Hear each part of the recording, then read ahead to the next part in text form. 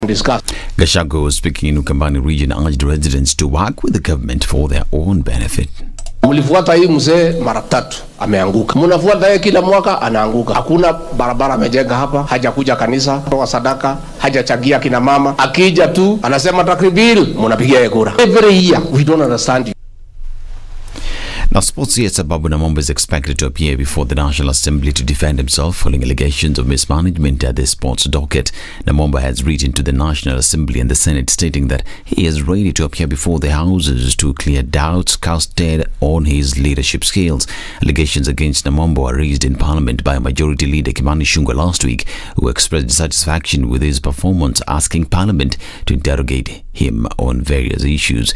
In his argument, Ichung'wah says that it is sad to see players who represent Kenya returning to the country without the presence of officials from the Ministry of Sports. Ichung'wah's statement was supported by Nandi Senator Samson Cherargei, who claimed that Namomba has been travelling with his girlfriends at the government's expense while the players continue to suffer when they seek help to represent the country. In addition, the Deputy Speaker of the National Assembly, Gladys Sholay, raised a concern about the neglect of Kenyan athletes by the Sports Ministry.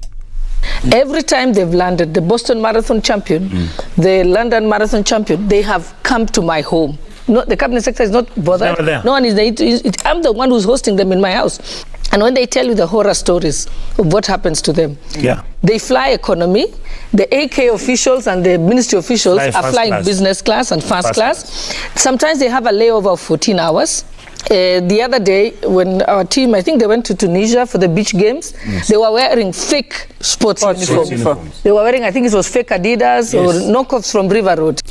These claims have dominated social media networks for more than 3 days now, with Namomba being attacked by Kenyans. This is News. I'm Dennis Asada. Good morning.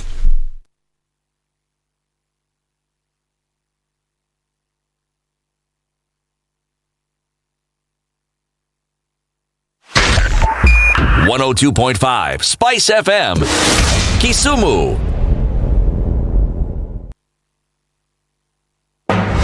The following takes place from 6 a.m. to 10 a.m. every weekday on Spice FM. Revenge is for children. It's for kids. When you grow up, you realize the best revenge you can take on somebody is to ignore them. I'm just new in politics. It is not everybody's cup of tea. That's why some people come in one term and that's it for them. Political parties in this country do not have ideologies, whether luring or otherwise. And that is the effect of corruption. Any time an offense occurs anywhere in the country, it is the job of the Inspector General to look into it.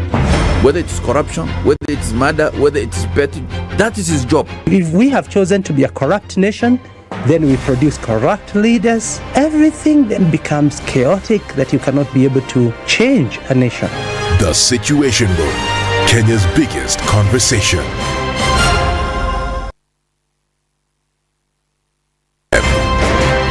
This is one of the hottest show that we can ever miss in the morning, and it's a show that really gives the real situation in the Situation Room. Pleasure to be here. Thank you guys so much. Nduthai, nice meeting you. Even beautiful in person more than in photos. Say that again. Character is like pregnancy. You cannot hide it. You know, people hiding here and there, you know, but after 2-3 months, 5 months, now you realize, so that is why the attitude that you were showing us, you're pregnant. It's like what my grandmother would say, you cannot pickpocket a naked man. How's that? It's communal, isn't it? No comment. The Situation Room, Kenya's biggest conversation. Thank you very much, Eric, and it's good to be at the Situation Room. Always a pleasure coming here. This is the most challenging interview panel in Kenya. You guys are very well informed, and as you can see, Charles today, very philosophical. To be poor in this country is the greatest sin you can commit, not just from a legal perspective, but from life generally. It is very, very skewed. We've just heard on the floor of Parliament, just most recently, a leader within the ODM saying that Sisi ni ng'ombe is a baba. Yeah. Which means that you are willing to be milked dry. Hapo. You cannot force me to believe. I'll give way If it's a land that I'm told to return to you, I will, okay? Because the court has said so. But I'll continue saying, watu wamenirusha. That's all that I'm doing. The Situation Room, Kenya's biggest conversation. And this is how Wednesday morning is happening. A little bit of traffic starting to build up in certain parts. How are you this morning? And where might you find yourself on these Nairobi streets? Not too busy if you're coming off Langata Road. There's movement and everybody's being able to move into the city without too much of an issue. We're seeing movement on Manyanja Road already. Kangundo Road looks like it's going to be busy this morning. Let's take a look at Jogo Road where not much is happening at this point. There'll be movement on Landis going out towards Kamkunji at the roundabout. But then if you're on the Eastern Bypass, you might be stuck just a little bit. With traffic that's starting to pile up as folks are getting in and out of the city. On the Thika Superhighway, not much happening right about now, likely to build up as we go towards the day. Let's talk on Spice FM KE on Twitter as we keep things moving this Wednesday.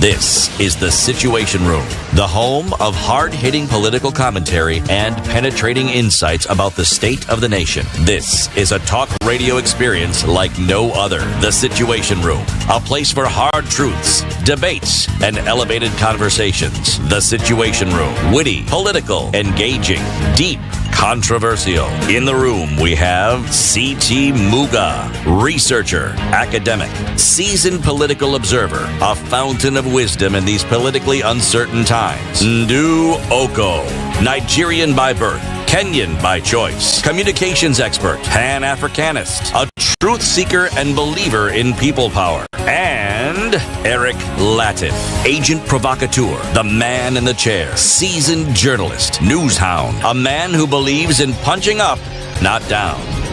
This is The Situation Room, the only way to start your day. Wednesday, the 23rd day of August, 2023. Is the light very bright? It is. Ednah, kuna vile. Ednah, nataka kuona ndani. Hiyo mataa inachoma, ameweka full light. Mahali ya dim. Sasa umeweka parking. City. Yes, sir. Otherwise, hey, where's your mic? Hold on. There you go. How are you? Hello. Yes. Testing. Test the mic. Good. Hello. What? Asmia. Wewe.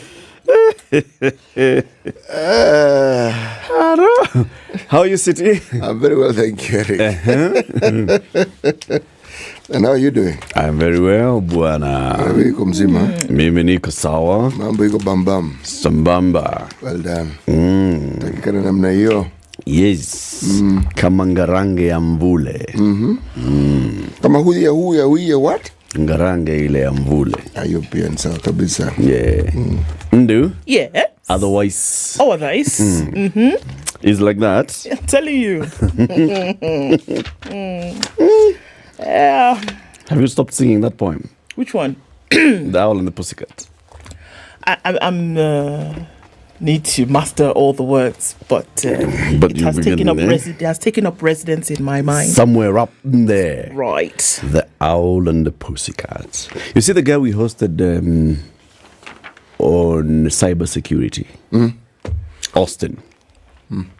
Odiambo. Odur. Right? And I was telling you he was my classmate in high school. Yes. We did this poem with him up to national level. The Owl and the Pussycat. Okay. Up national level. Singing. Mlikuwa mnaeleza watu about the owl and the pussycat. Man, but the myths around the owl, my friend. Yeah. None positive. No. Especially not on this side of the... Then pussycat, if it's black. Then now an owl and a pussycat together. Yes. Shida. It's finished. It's over. Owl and black pussycat. Shida. However, nonetheless, I am very well, thank you. Very good. Oh, good. And yourself, Ndo? How do I look? You look really well. Very good. Eric, and how are you? I am very good. I read for you the poem. Yes, please. Okay. No, read the poem. I read the poem. Read the Yes, poem. read the poem. I think that is a good thing. The owl and the pussycat went to sea in a beautiful pea green boat. They took some honey and plenty of money, wrapped up in a 5-pound note. The owl looked up to the stars above and sang to a small guitar. Oh, lovely pussy, oh pussy, my love, what a beautiful pussy you are. You are, what a beautiful pussy you are. Pussy said to the owl, you elegant fowl, how charmingly sweet you sing. Oh, let us be married, too long we have worried, but what shall we do for a ring? They sailed away for a year and a day to the land where the bong tree grows. And there in a wood, a pigwig stood, with a ring at the end of his nose. His nose, with a ring at the end of his nose. Dear pig, are you willing to sell for 1 shilling your ring? Said the piggy, I will. So they took it away and were married next day by the turkey who lives on the hill. They dined on mince and slices of quince, which they ate with a runcible spoon. And hand in hand on the edge of the sand, they danced by the light of the moon, the moon, the moon. They danced by the light of the moon. Remind me again, who wrote this poem? His name is Edward Lear. Voila. Thank you very much. Very good, eh? Yes. Very good. Very good poem. Very good poem. Yes. What a beautiful pussy you are. You are. Everybody, good morning and welcome to the Situation Room today at 6:15 on this Wednesday morning. Let me tell you what we shall be discussing, okay? Number one, wapi hiyo kitu bwana, wapi hiyo kitu, ndio hii hapa. The Member of Parliament for Onyenje's constituency chairs the Labour Committee of the National Assembly. His name is Mushangi Karemba. Mr. Karemba will be joining us to talk about bilateral labor agreements that Kenya has been signing with several countries. We know there's one with Saudi Arabia, recent one. There's one with the UK for nurses. There's another one with Germany. Canadians are also said to be right there in the mix. Are Kenyan workers protected abroad in these bilateral labor agreements that Kenya is signing? That's a conversation that we will be having with the Honorable Karemba at 7 a.m. At 8 o'clock, we'll be joined by Dr. Maloba Wekesa. He's the Secretary General of the UASU UON chapter. The UASU is the University Academic Staff Union, Governance of Public Universities. The case of the University of Nairobi, where their Vice Chancellor is on some sabbatical leave. Barely a year in office. Zuranera Salesio Mutuma is popularly known as the Omutata of Meru. Yes? This is the man who initiated that impeachment drive against their governor. This is the man who was the whistleblower on the big scandal involving NHIF and the people being picked from villages in Meru, being brought to Nairobi, and then kumbe. It's a whole scheme. He'll be joining us at 9 a.m. today. He's a human rights defender from Meru County. Trouble for Governor Mwangaza again, addressing what he calls the loot in Meru County. Omutata of Meru has a new one on Mwangaza. And remember, he says, Mwangaza and him are neighbors in Shags. Kwao ni hapa tu. Lakini hapa tu. Lakini Lena behave. Haiwezekani. Sawa. 17 after 6, we are live streaming the show on YouTube and Facebook. Well. If you're online, let us know where you are tuned in from. Halafu, we shall do like that. After Ndu does like that. This is the Situation Room, the only way to start your day. 13 degrees and cloudy conditions in Nairobi. Highs of 26, some down to lows of 13 today. It's mostly clear at 13 in Nakuru, highs of 27 and lows of 12. We'll see lows of 13 in a mostly cloudy Nyeri, going to highs of 25, and 25 will also be the high in a clear Eldoret at 13. It's cloudy at 23 in Mombasa. We'll see highs of 29, and 29 also will be the high in Malindi, where it is cloudy at 23. Mostly clear conditions at 20 in Kisumu, highs of 32, and we'll see highs of 31 in a mostly clear Kakamega at 17.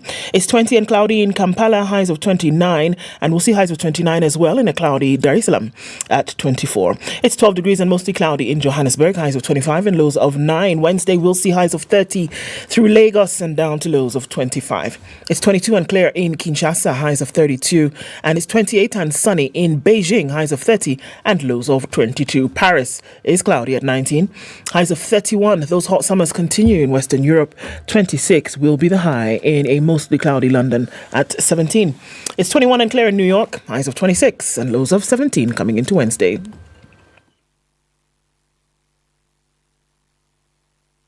Mature, intelligent talk every morning. Spice up yourself.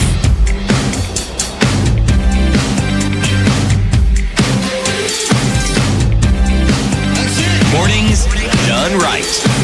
94.4 Spice FM, Nairobi. Who's online? Everybody is online this morning. Don Sabwa, again, our Malawi lessons this morning continue. He says the local language in Malawi is called Chichewa. Okay, not Local Malawi. where? Local to where? Everywhere is Chichewa spoken, Don. So he says, therefore, my friend, we say Achimwene. Achimwene, Eric and CT, and Achimwene Ndu. What's the difference? Kwambiri. Kwambiri is thank you. Yeah, One for I remember yesterday. that.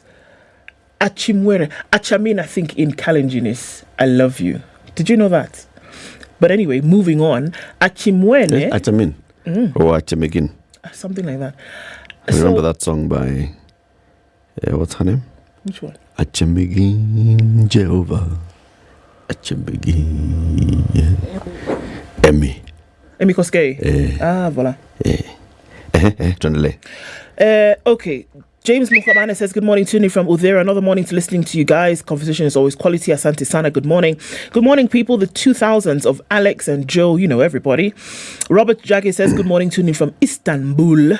Mlolongo, Machakos County is where Jackson Mudhuri is. Good morning, y'all. Have a blessed day to you too, Zeke. Zeke is short for Alexander. Ricardo Mariera says, good morning, kings and queens. Kitengela Ikondakas. What are those? Good morning, guys. Watching from Malindi. Joe Mungai is tuned in and he's asking who's representing the people of Lamu, Northern Kenya, the poor folk, when it comes to these bilateral talks. Good question. Joel Masharia says, good morning, Wadao. Hey, there's a word here I can't understand. But he says, CT Latiff and Miss Ndu. Yes, to Poseid. Time to kick the morning. You guys are awesome. Asante Sana. Thanks for joining us. The Duke of Boisanga is near where Ednah is from. Says good morning to a lady and gentleman in Spice FM. Today's Situation Room looks stunning. CT has decided to dress like old Gobbo, a character in The Merchant of Venice. William Shakespeare's, that is. I don't know that there's another Merchant of Venice, but all right. Okay. Sour. Jonathan Gishara says, good morning, tuned in from Doncaster in the UK. And tuned in from Kajiado County, that's Kesh Dani Asante Sana. Bristol Nagila says, good morning, have a wonderful day. Robert Bogo's tuning from Mombasa. Desmond also watching from Wuhanya. Where is Wuhanya Beach? James Sekento is tuned in this morning. Richard Mwangi thinks he's overthinking the poem. Why? Brian Otieno, good morning. Zeke says, iyo poem ni kali sana. Yes. Many people online this morning. Hiram Gathondu is tuned in from Kahawa. Fadil Feru says, tune in from Dubai. Douglas Kibongong says, good morning. And Royal Karaoke, tune in from Ontario.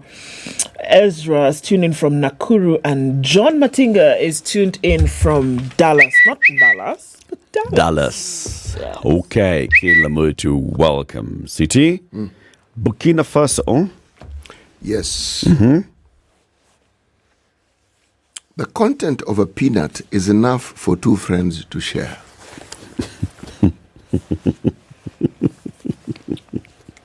operative word here is friends. And enough. And content. The content of a peanut is enough for 2 friends to share. Like that. You're willing to share your nut with me. As friends.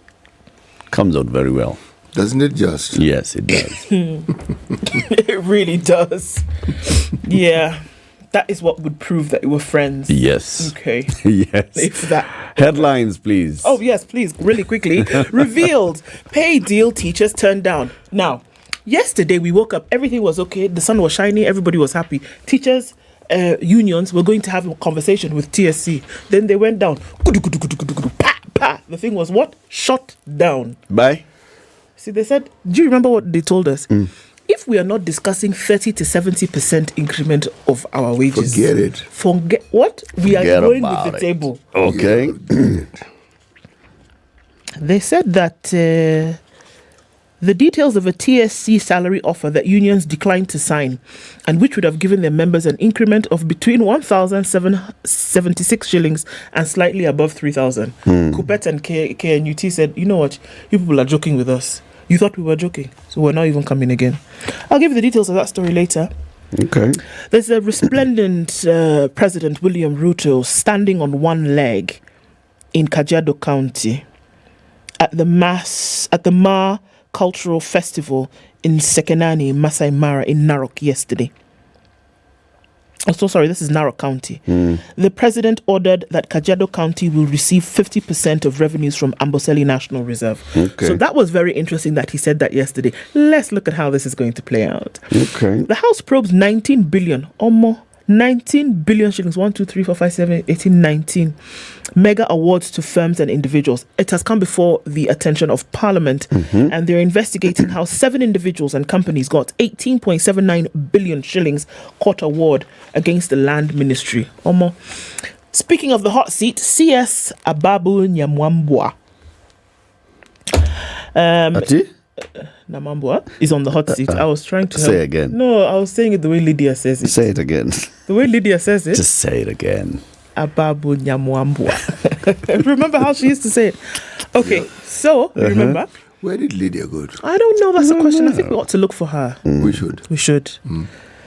So he's in the hot seat. The deputy speaker said a few things about even this Talanta. Where is it? I tried to log in. I cannot find it. Our sportsmen and women wore fake kits to a recent sporting event. What kind of thing is that? What's going on at the ministry? So he's got some questions to answer. Untouchable is what's on the front page of the Daily Nation. What? Yeah. So there's a picture of a lady. Her name is Judy Jepchirchir. She runs a recruitment agency under investigation for allegedly collecting millions of shillings from hundreds of youth for overseas jobs that never existed. Okay. The jobs never existed, not that the agency never existed. Now, she's decided, Senate committee has called her to come and explain. 3 times she said, I'm sorry, I'm a bit busy. Let's have a conversation at a time which is convenient to me. Senators are not amused by her dalliance with some cabinet secretaries despite the probe. So she's not coming before Senate to answer these questions, but she's seeing faffing about and hoity-toity with cabinet ministers.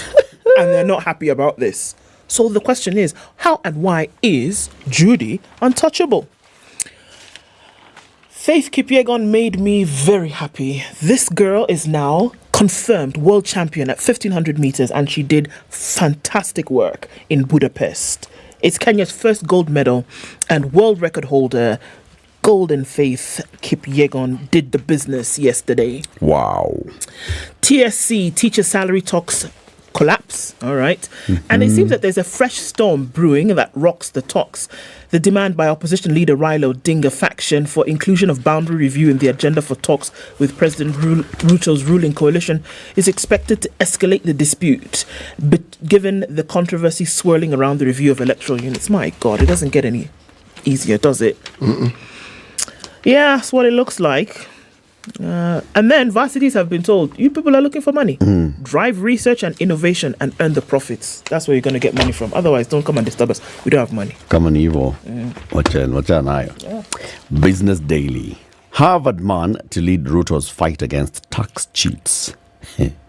Treasury CS Professor Njuguna Ndung'u has tapped Harvard-trained corporate financial advisor Humphrey Watanga Mulongo to be the next KRA Commissioner General, restoring the reign of outsider chief executives at the state agency.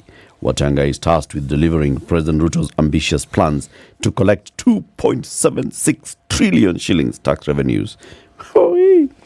Okay, that's a headline, and there's a photo of him there. He was the immediate vice chair of the Commission on Revenue Allocation. The other headline, state reveals plans to hand 5 sugar millers to private investors. More than 117 billion shilling debts owed by 5 struggling state sugar companies will be written off by the government before they can be leased to private investors if Parliament approves that plan by the Treasury. The plan will also see run-down factories sold and that land leased to the bidders picked to commercially run Nzoia Sugar, South Nyanza Sugar, that's Sony, Chemelil Sugar, Mumias Sugar, Moroni Sugar, and Miwani Sugar to construct modern plants. Treasury CS Njuguna Ndung'u says the proposed lease models shall be executed by unbundling the nuclear estate land and the factory lands owned by the millers. In this case, it makes it possible for the factory to be run by the private sector without permanently divesting the nuclear estate, hence meeting the stakeholder and community concerns. So, City, what's basically going to happen is that Morin Sugar, Moroni, will be unbundled. You, because your nucleus farmers estate supplying Moroni Sugar, will still be tied to Moroni Sugar. Then a private investor will come and do magic and Moroni. And then boom, sugar bring new sugar. Then you'll be told, now, City, go back to planting, growing cane. You know, they need and then you'll grow cane. Eric, that magic will be needed because the acreage of land that has been farmed for sugarcane has reduced significantly over the years. Yep. It's a simple. I myself, as you very well know, I no longer farm sugarcane. So yep. And I'm not the only one. There are others who have even bigger holdings. They do not farm sugarcane. Yes. So that story, I was waiting to hear how it is the farmers will be included in this deal. In this privatization deal. Yes, exactly, because there's equity.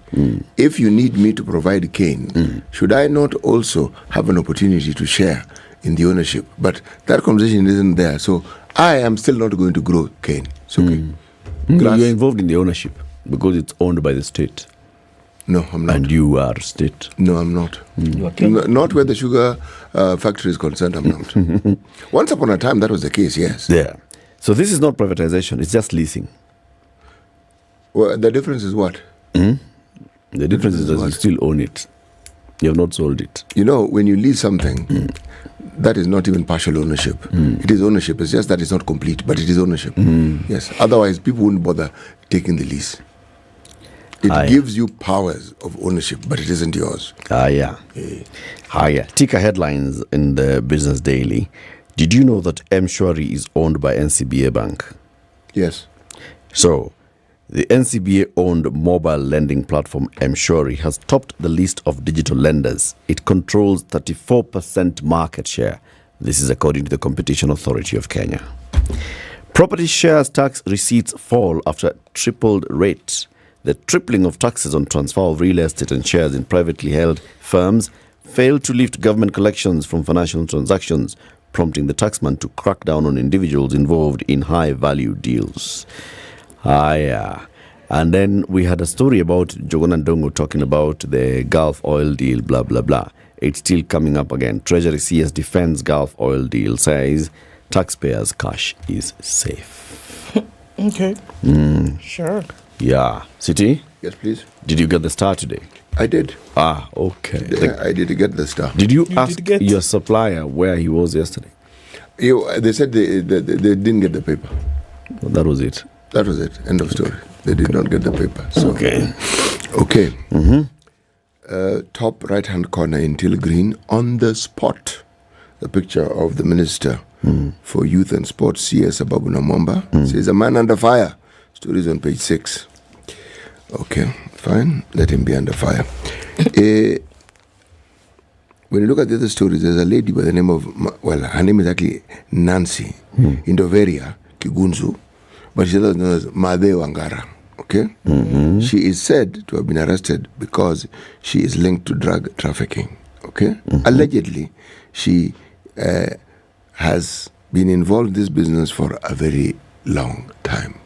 So, if you remember, there was news that they were looking for her. Clearly, she has now been found, and she has been arrested on Monday night. Now, the case goes on. Kenya to risk another desert locust invasion. Experts are warning. Come on. This story, yes. They didn't talk nicely to the locusts. The locusts, or maybe they talked very nicely. The locusts are coming back. Okay, Kenya is at risk of being invaded by desert locusts in the coming months. Experts have warned. Okay, just so that you know. Locusts on the way. But they come to eat. They do. Okay? So if there's something to eat, so we were told we're expecting a bumper harvest. The locusts know.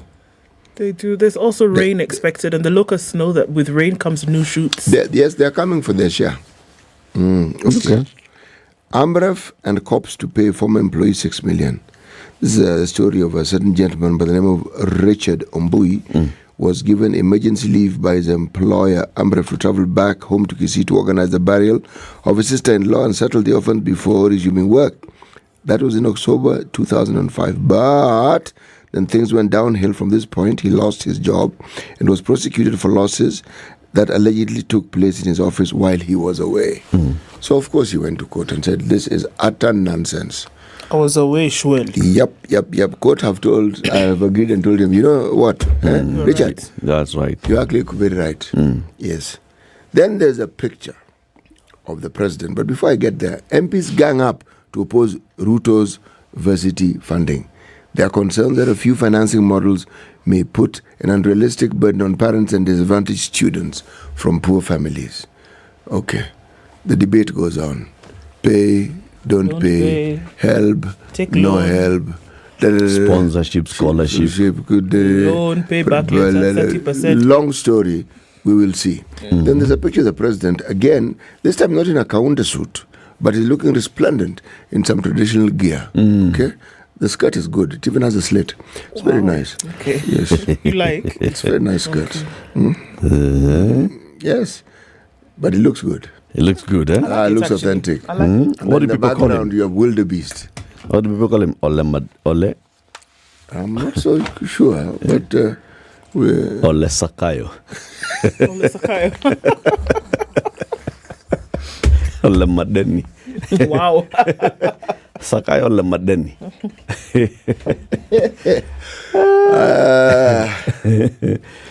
Okay. Let's take a break then, shall we?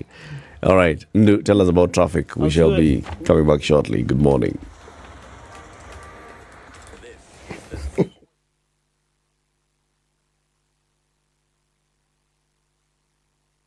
Doesn't look like it'll be too much of a problem today. A few minutes going towards 7 o'clock. There's some movement on Uhuru Highway, and we're seeing some of that coming off of Jogoo Road as well. Going towards Landis. Landis inbound is quite heavy, and spilling over to the Kamkunji roundabouts, and we'll see some of them that on on Haile Selassie. No traffic coming in from Gong Road all the way through from the junction. That looks fine. On the Thika Superhighway, we're seeing some of that past Survey, and it's going to take you out towards Pangani. And then you'll split towards Muranga Road and Wangari Maathai Way. So, watch out for that. Limuru Road is likely to bulk up later, but for now looks all right. So you're coming in from the Northern Bypass, you'll be all right. Touching on Ruaka and then coming in towards Limuru Road, then towards Muthaiga and then on to Muthaiga Square. We'll keep an eye on things. It's not looking too bad. Spice FM KE on Twitter. Let's talk there about what's going on with you this morning.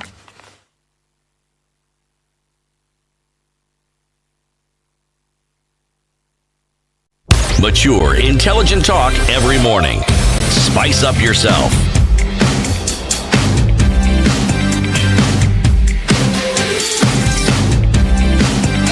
Mornings done right. So the teachers' unions yesterday clashed with the TSC. They were supposed to have a meeting and everybody was supposed to have a kumbaya moment and then they agree on things and then we move forward. Yes? No. They then decided we're not talking. The Teacher Service Commission had offered a salary pay rise of between 9.5% and 2.4%, which was to be spread in 2 financial years. Teachers in the lowest grade of B5, C1, C2 and C3, according to the TSC, would receive an increment of between 9.5 to 7.2%. Those in job grades C4, D1, D2, D3, D4, and D5 were to get 2.4%. Okay? Mm-hmm.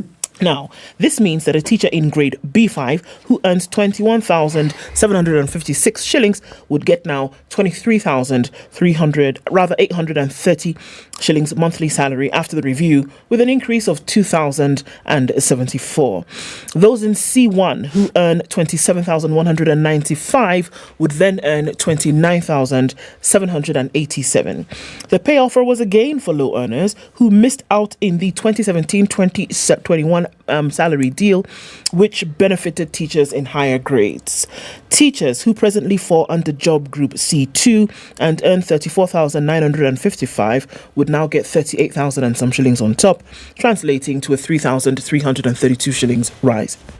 Those in C3 and so on getting about 2,000 shillings on top of their 43,154. Now, KUPPET Secretary General Akelo Misori yesterday faulted TSC, saying teachers in this grade are not administrators and are also the lot that has stagnated for years. How do you stagnate us for years and then now you want to come and give us 2,000 shillings? It's not possible. I mean, surely. On which planet do you live? In the presented deal, teachers who fall between D1 and D5 only got 22.4%. And of course, we see that happening across the job. 2.4 or 24? 2.4% increment. Okay. And we see this happening across grades. Mm-hmm. Now, while KUPPET, whose majority members are secondary school teachers, rejected the offer, the Kenya National Union of Teachers welcomed the deal. And they said, oh, it's not bad. We can take it. Now, although both unions did not sign the agreement and were asked to study the proposals and respond by Monday, Misori said its members sought an increment of between 30 and 70%. This your 9.5 and 2.4 is nowhere near what we had told you we want. The TSC proposal, according to their mathematics, is not mathematicking. It's lower than the teachers were to expect, even not within what the president announced. He said President William Ruto and the SRC advised that teachers and civil servants be raised by between 7 and 10% at a minimum. He rejected the proposal. And even said, even now, first of all, the money is too small. Number two, this increment, you even want to divide it over 2 years. I mean, what are you doing? That also we reject. You can imagine how deceitful it is of TSC, and they're prolonging our anxiety. We had given them up to Monday to come up with tangible proposals which we can talk about, because this one, we can't talk about it. This one is pitting them against each other very nicely, because the proposal says that the higher increment goes to the lower ranked teachers. Yes. Of course, those ones are members of KNUT. Yes. They're primary level teachers. And they're okay with it. The higher grades get the lower increment. Those ones are the secondary school teachers, post-primary education teachers. So, of course, KUPPET is not going to accept. Of course not. It's not going to be happy and just take it. And KNUT is happy. Oh, okay. For years, we've not gotten an increment for ourselves. Even if it is 2,000 shillings, guess what? We will take it because we've not seen anything. Now, KUPPET says no. Nope, we are not taking it. Okay. So they didn't, their meeting ended prematurely. So they've been told, go and study this thing. Yes, and they've been told, go and study. KUPPET has told them, you Monday, you tell us. But so you go and study first. Go and read it first. Then you can come on Monday, we have a conversation. Please.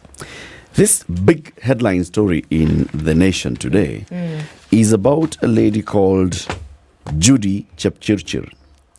An official at the center of a parliamentary inquiry into an alleged overseas jobs scandal has raised questions about her influence as she continues to act with impunity, including snubbing a Senate committee at least 3 times.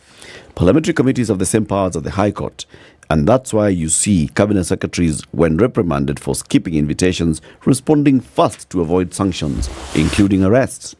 But Judy Chepchirchir, the owner of First Choice Recruitment and Consultancy Agency, which is accused of allegedly collecting millions from Kenyans with promises of lucrative overseas jobs, has snubbed the Senate Committee on Labour and Social Welfare, most recently last week, and the committee appears helpless.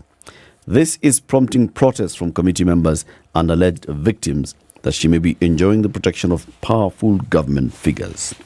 Last month, Treasury CS Njuguna Ndung'u was fined $500,000 shillings by the Senate's Education Committee for snubbing 5 invitations to answer questions on retired teachers' pensions. The committee also said if the CS failed to honor its next invitation, it would initiate his removal from office. Okay? Chepchirchir appeared before the Labour Committee headed by West Pokot Senator Julius Murgor on April 27th, June 8th and August 10th, but she has failed to honor subsequent summonses over allegations of collecting money from Kenyans. She was due to appear before the committee on June 22nd, July 31st and August 17th, but she did not do so. The committee has invited her again, August 24th, tomorrow. Following this latest snub, committee members accused the Ministry of Labour and the National Employment Authority of shielding Ms. Chepchirchir and allowing her to continue working despite damning allegations of fraud against her. Samson Cherargei is the senator for Nandi. I want to believe that the National Employment Authority is the enabler of fraudulent agencies in this country. The Labour Ministry and the NEA have betrayed the trust of Kenyans. Nominated Senator Miraj Abdullahi says, this shows that the government has no teeth. It's all bark. There's no way that someone who has defrauded Kenyans can go scot-free whilst continuing to steal from others. Senator Miraj also questioned Florence Bore's relationship with this 36-year-old lady. Florence Bore is the CS for Labour. What is your relationship with this director? She has connections and a network that makes her untouchable. She has even made allegations that she has bribed us and nothing can be done to her. Murgo said, it's a shame that this is happening in Ruto's backyard. It goes on. And it goes on. And on. And on.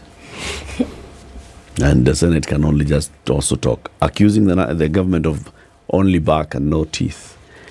And the Senate is barking. And do they have teeth? The Senate. Senate. Well, they are supposed to have teeth. They forget they're an arm of government. Yeah. You know, when people talk of government, they seem to be referring to who exactly? The executive. Those people. Yes, they are government. Those others. They are government. Judiciary, government. Parliament, government. But you know, these stories abound. And what they seem to highlight is the extent to which parents will go to ensure that their children get a bright future. Yes, sir. And somebody has understood this with great clarity and has determined that this is something worth exploiting. Absolutely. Exploiting desperation seems to be a business. And yet, you know what? You know, you could actually get those jobs. Yeah, man. They exist. Yeah, man. By the way, they exist. It's a tedious process, but they exist. Yeah. And once you go through the process, believe me, one can actually go and work. Even one can go and study while working. They're also, it's a question of getting clarity. If you go to any of these EU countries and go to their embassies, believe me, you will find people who will tell you exactly what needs to be done, how you need to go about it. It's clear. That is why the National Employment Authority was established. Yes. To coordinate and all these things. Now, the chair of the committee that oversights this authority is joining us at 7. We'll put a question to him. Sidi, tell us the story. Yes. Today is a good day. By the way, locusts, we are being told, may be coming soon, but they're not coming alone. Yes, El Nino related rains will begin in October. Not might begin, will begin. Especially in the eastern part of Kenya, experts have finally announced, meaning in case there was, for avoidance of doubt, as we like saying in Kenya, it is coming. The rains will be heavier, it's not good news, than usual and likely continue through December across the country, they said. The prediction was released on Tuesday by IGAD Climate Prediction and Application Center during the Greater Horn of Africa Climate Outlook Forum in Nairobi. Man, the things that are happening in Nairobi, God Almighty. It's hosting one after the other. One after the other. First of all, around climate. Climate change, climate not change, climate forum, good. But, okay, that meeting said that. Then they also said, there's a gentleman called Dr. Hussein Said, climate modeling expert at ISPAC. Yeah? Yeah, ICPAC. The one for accounts? No. It's ICPAC. Oh, so C, I don't not K. No, not K. Okay. C. I don't know what it stands for though. A climate model expert with okay, let me say ISPAC or ICPAC because it's a C. Okay. Say experts are now sure heavy rains will come. This is the first time we have a probability of over 85%, he said while making the announcement. So 85% chance it's going to rain like no one's business. 15% chance it will not rain like anybody's business. So are you taking bets on this one? Let's see what happens. Is it going to rain or is it not going to rain? The folks who are talking about the coming of the locusts probably have their eye on something. Yeah, these same people here, IGAD thing, they seem to have an MOU with these locusts. They know. The locusts inform them in advance that, they are locust whisperers. Yes, we are coming soon and we are coming to this part of the continent. So just be prepared. Yes. Why? So, it's not only you people inside here that have a hot seat. And there's a gentleman who's currently sitting on what they call the hot seat. Ababu appears in his house today amid claims of athletes' neglect. This is all happening when there's a team in Budapest and there are things going on, and there were a group of people who went for previous sporting activities and things went interesting. Sports Cabinet Secretary Ababu Namwamba will today appear before the National Assembly to respond to allegations of athletes' neglect. The CS is expected to, among other things, explain the role of the ministry in facilitating Kenya's team to the Special Olympics in Berlin in Germany in June, and the management of aquatic sports. We had a conversation about swimming last week, Friday. Last week, the Olympics team members who appeared in the House raised concerns over their treatment. National Assembly Majority Leader Kimani Ichung'wah had questioned Namwamba's performance. You were made a minister to serve the people, and if you're made the minister of sports, you must serve sportsmen and women of our country, and indeed extremely sad that such good ambassadors can leave our country without the due recognition by the ministry in charge of that responsibility, he told the House. He being who? Kimani, sorry. The Kikuyu MP demanded that the CS be summoned over allegations that national sportsmen and women were being neglected at the expense of a few individuals. He said, to make matters worse, our athletes represent the country. They win, come back, and not a single officer in the ministry, nor the minister himself, has the decency to receive them at the airport. Every minister must be accountable and serve people. You are not made a minister in this country to fly flags in the streets and bulldoze your way through traffic with Subaru escorts. We must make him accountable for his time in office. It didn't end there. He said, as we celebrate the victory of our men and women striving to win, the highest representation in those stadiums are our ministers carrying joy riders on trips abroad and doing nothing. Why? So, a team of 52 athletes are in Budapest for the World Athletics Championships. In response, Namwamba wrote to the National Assembly Speaker requesting to explain the ministry's position. Tafadhali, let me just come and tell you what happened. Speaking on a TV show, National Assembly Deputy Speaker Gladys Boss-Sholay and Kisii Senator Richard Onyonka also criticized the ministry. The Wasingishu woman rep said, I'm happy that this was raised. Coming from Wasingishu, where most athletes come from, it's very painful. I listen to them. Every time they have landed, they have come to my home here in Kitisuru. I've hosted them for breakfast, lunch, and talked about their challenges. And they tell me their horror stories. They fly economy. And ministry officials are flying business and first class. Okoh. I mean, for goodness sake. So our superstar billionaires are in economy. Our employees are in Okoh, business and first class. And then they come down from economy and then they now struggle to go and run but and does throw. this thing not mirror the story we're reading about the disaster that took place in Londiani? Exactly. Same. She also talked about Talanta Hela. You've heard about Talanta Hela. It was supposed to be launched in 47 counties to promote youth talent. Sasa Talanta haija launchiwa. As of yesterday, she said, it doesn't exist. They told us it was launched, but all the clicks were clicked and nothing was clickable. And she said the app is not even available on the App Store. So now I don't even understand what people are talking about. So they've been allocated some 12 billion shillings for these things. So Ababu appears before the National Assembly today. He's going before them today to explain a thing or three. You know, when I look at this story and I hear what's been said, I'm asking myself, what really is happening? Like City would ask, what really is going on here? What is this? It goes to the highest levels and leadership of the National Assembly. This is the Deputy Speaker, leader of majority, both saying the same thing in concert about a cabinet secretary. Of their party. Of their party. Yep. How dire do you think this situation is? The last time we heard, these were not whispers, these were loud shouts, was when we had the Rio Olympics. 2016. Man.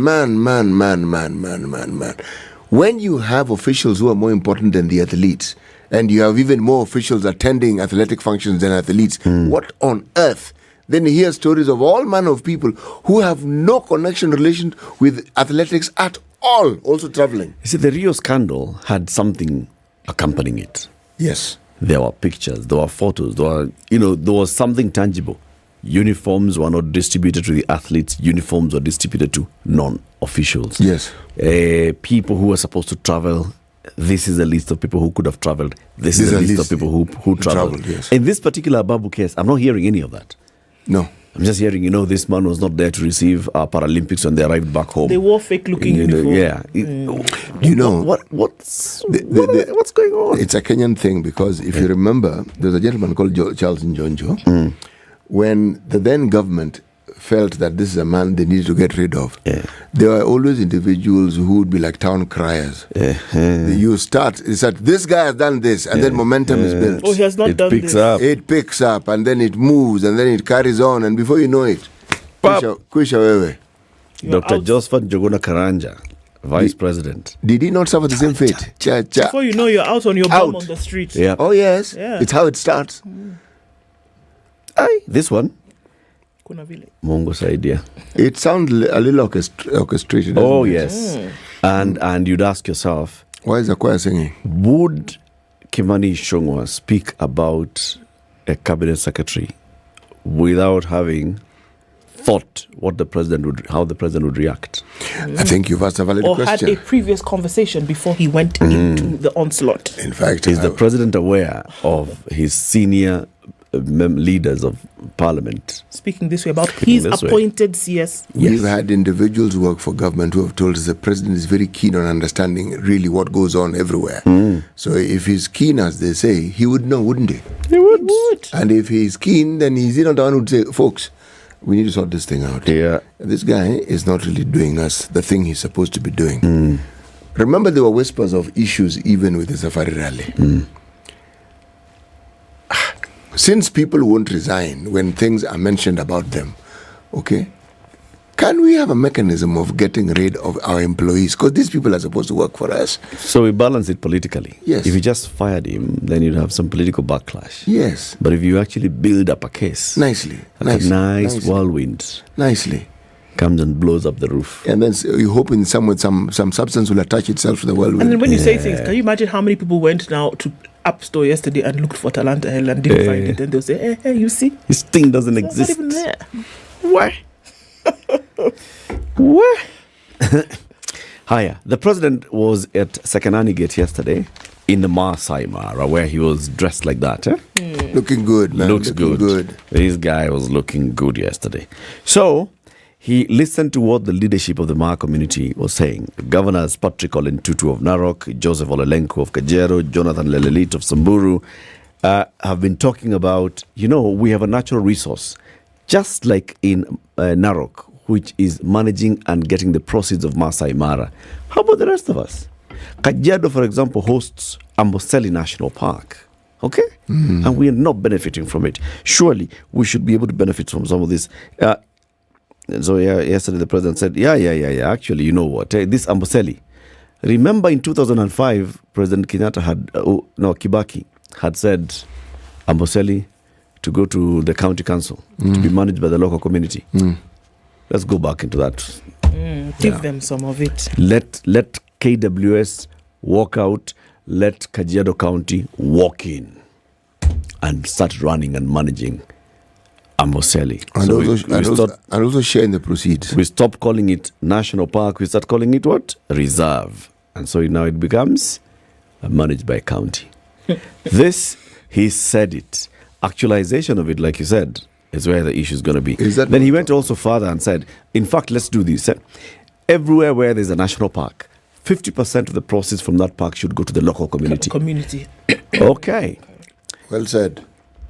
I think it's a good conversation to have in terms of if a natural resource is in your area, should there be equitable share of proceeds from that natural resource? That has been a conversation. Turkana with oil, Kwale with mines, Taita Taveta, all this has been the conversation.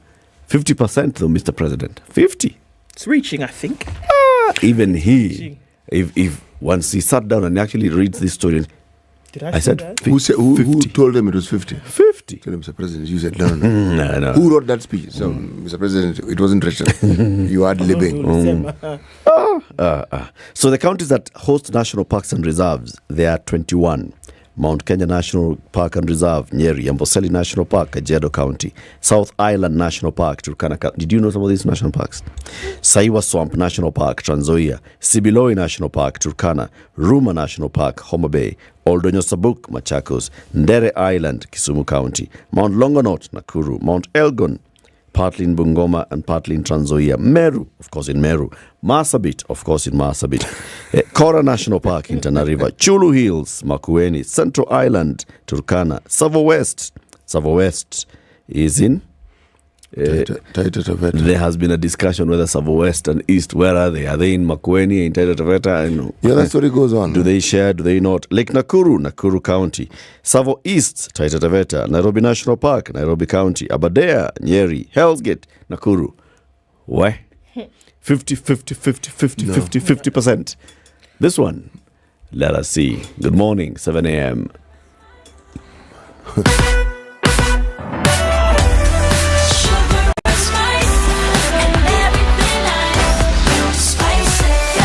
Spice up your life.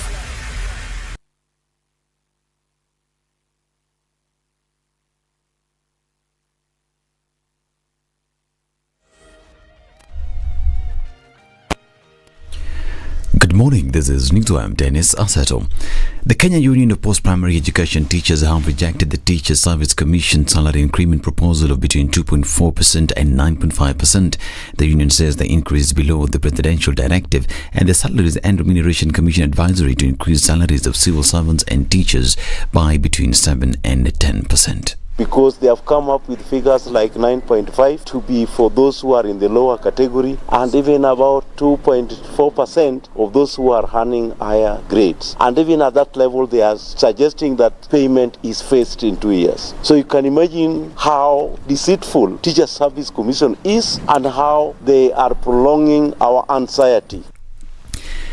The Kenya National Union of Teachers counterparts, on the other hand, indicated that the proposal by TSC was welcome as it reflects their desire to have teachers from the highest paying grades get lower increments while those getting the lowest salaries get the highest increase. The 2.4% to 9.5% is welcome by Kenya National Union of Teachers. And we have reasons. We said of what was presented, let the lowest earning teacher get the highest percentage and the highest earning teacher get the lowest percentage. And in fact, in that line, we agree with Teacher Service Commission.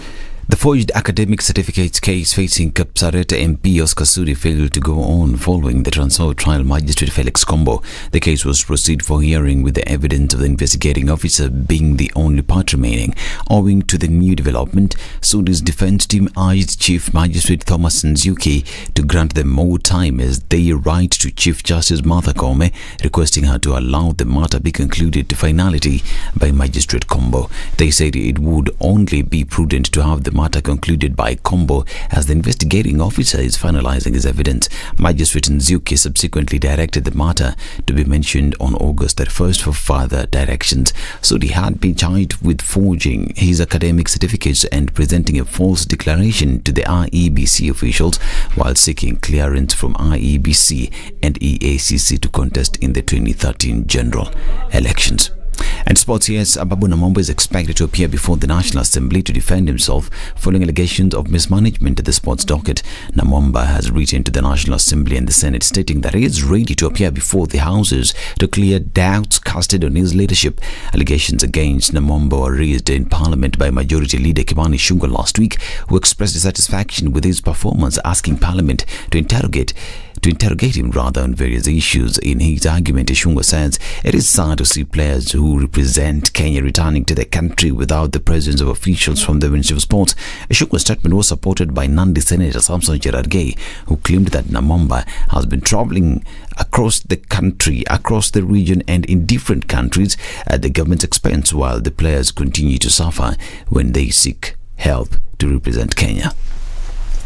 The CS must do what we call default setting, must sit and re-examine our sports is dying, and somebody is busy hosting content creators, digital content creators, TikTokers that will not assist the country to move forward. Madam Speaker, and I want to thank the President for commitment. Why shouldn't we invest, Madam Speaker? Madam Speaker, I saw the other day when athletes were coming back, the footballers and others, whenever they come back here, the only gift that the ministry gives them is the Masai Shuka. President William Ruto said that the national government will start giving 50% of game parks revenue to host counties. Speaking in Masai Mara at the ongoing Masai Cultural Festival, Ruto said that the directive is meant to help counties benefit from tourism revenue. Ruto also announced that Kajiado County will now take over the management of Amboseli National Park from the Kenya Wildlife Services. While President Mwai Kibaki, by executive order, said that should be managed by the county government of Kajiado, I confirm that will be the case. And that process is now going to be worked out between the Ministry of Tourism and Wildlife and the county government of Kajiado to oversee that process. Zimbabwe goes to the ballot today to elect their president, members of parliament and representatives of local governments. President Emmerson Mnangagwa is seeking re-election for a second term. His main contender is Nelson Chamisa, leader of the main opposition Citizens Coalition for Change, along with 9 other candidates vying for the presidency. The Zimbabwean cabinet dissolved Monday after holding its last session ahead of the general election. I'm Dennis Asset. Good morning.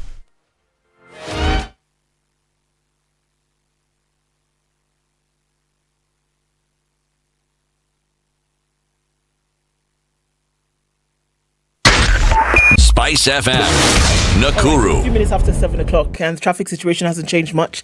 A little bit of movement here and there. Coming off the northern bypass, we'll get you onto Limuru Road at some point, just past United Nations Avenue, and then on towards Muthaiga, and then towards Wangari Maathai. We're seeing some movement on the Thika Superhighway, some traffic as you then approach Pangani. That is bumper to bumper. Service lanes are not even, you'll be fine getting off Thika Superhighway because that is not giving off anything today. Kangunda Road busy, Jogo Road busy as well. Landis is then blocked as you get towards the Kamkunji roundabout, but you'll be able to get through that, I'm sure, in no time. All right, what else are we looking at here? Around North Airport Road, going in from Cabanas and then towards the Eastern Bypass. So you see the most of it. Let's talk on Spice FM KE on Twitter. We're trying to keep things moving this Wednesday. They're moving. Let's keep it so.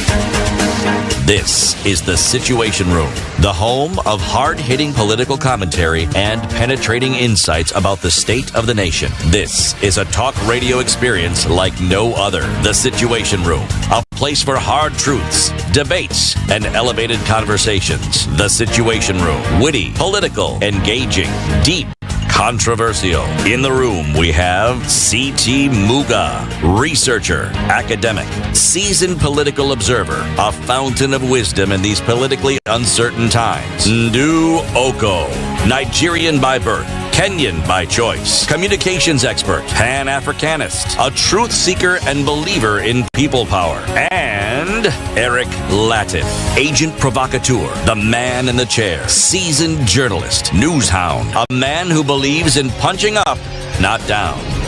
This is the Situation Room. The 7 minutes only after way to 7. start Good your morning. day. Welcome to the second hour of the Situation Room.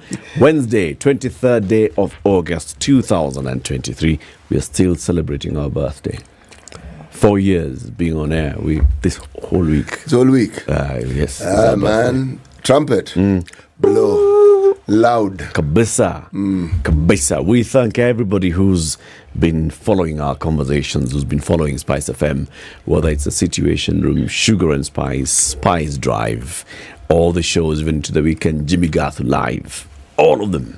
Asanteni Sana Kilamotu. This weekend, we're going to Nakuru. Yes, we are. Our sister station, Radio Maisha, established in 2018, Choma Nangoma. It's been happening in Nairobi, the first 3 editions, the 4th edition taking place in Nakuru County. So 26th of August, if you like, in fact, leave on Friday. You can sleep in Nakuru on Friday. Join us then on Saturday, 26th. It's Choma Nangoma. It's a fun night of food, partying and music. Local artists will be like this. We're talking about Calligraph, Otile Brown, Niviri, Ben Sol, Nadia Mukami, Saru. Furthermore, tickets are 800 shillings. The venue is the Rift Valley Sports Club, and you can get your tickets on www.ticketsasa.com. We're going to Choma now. Goma. That's it. It's a good one.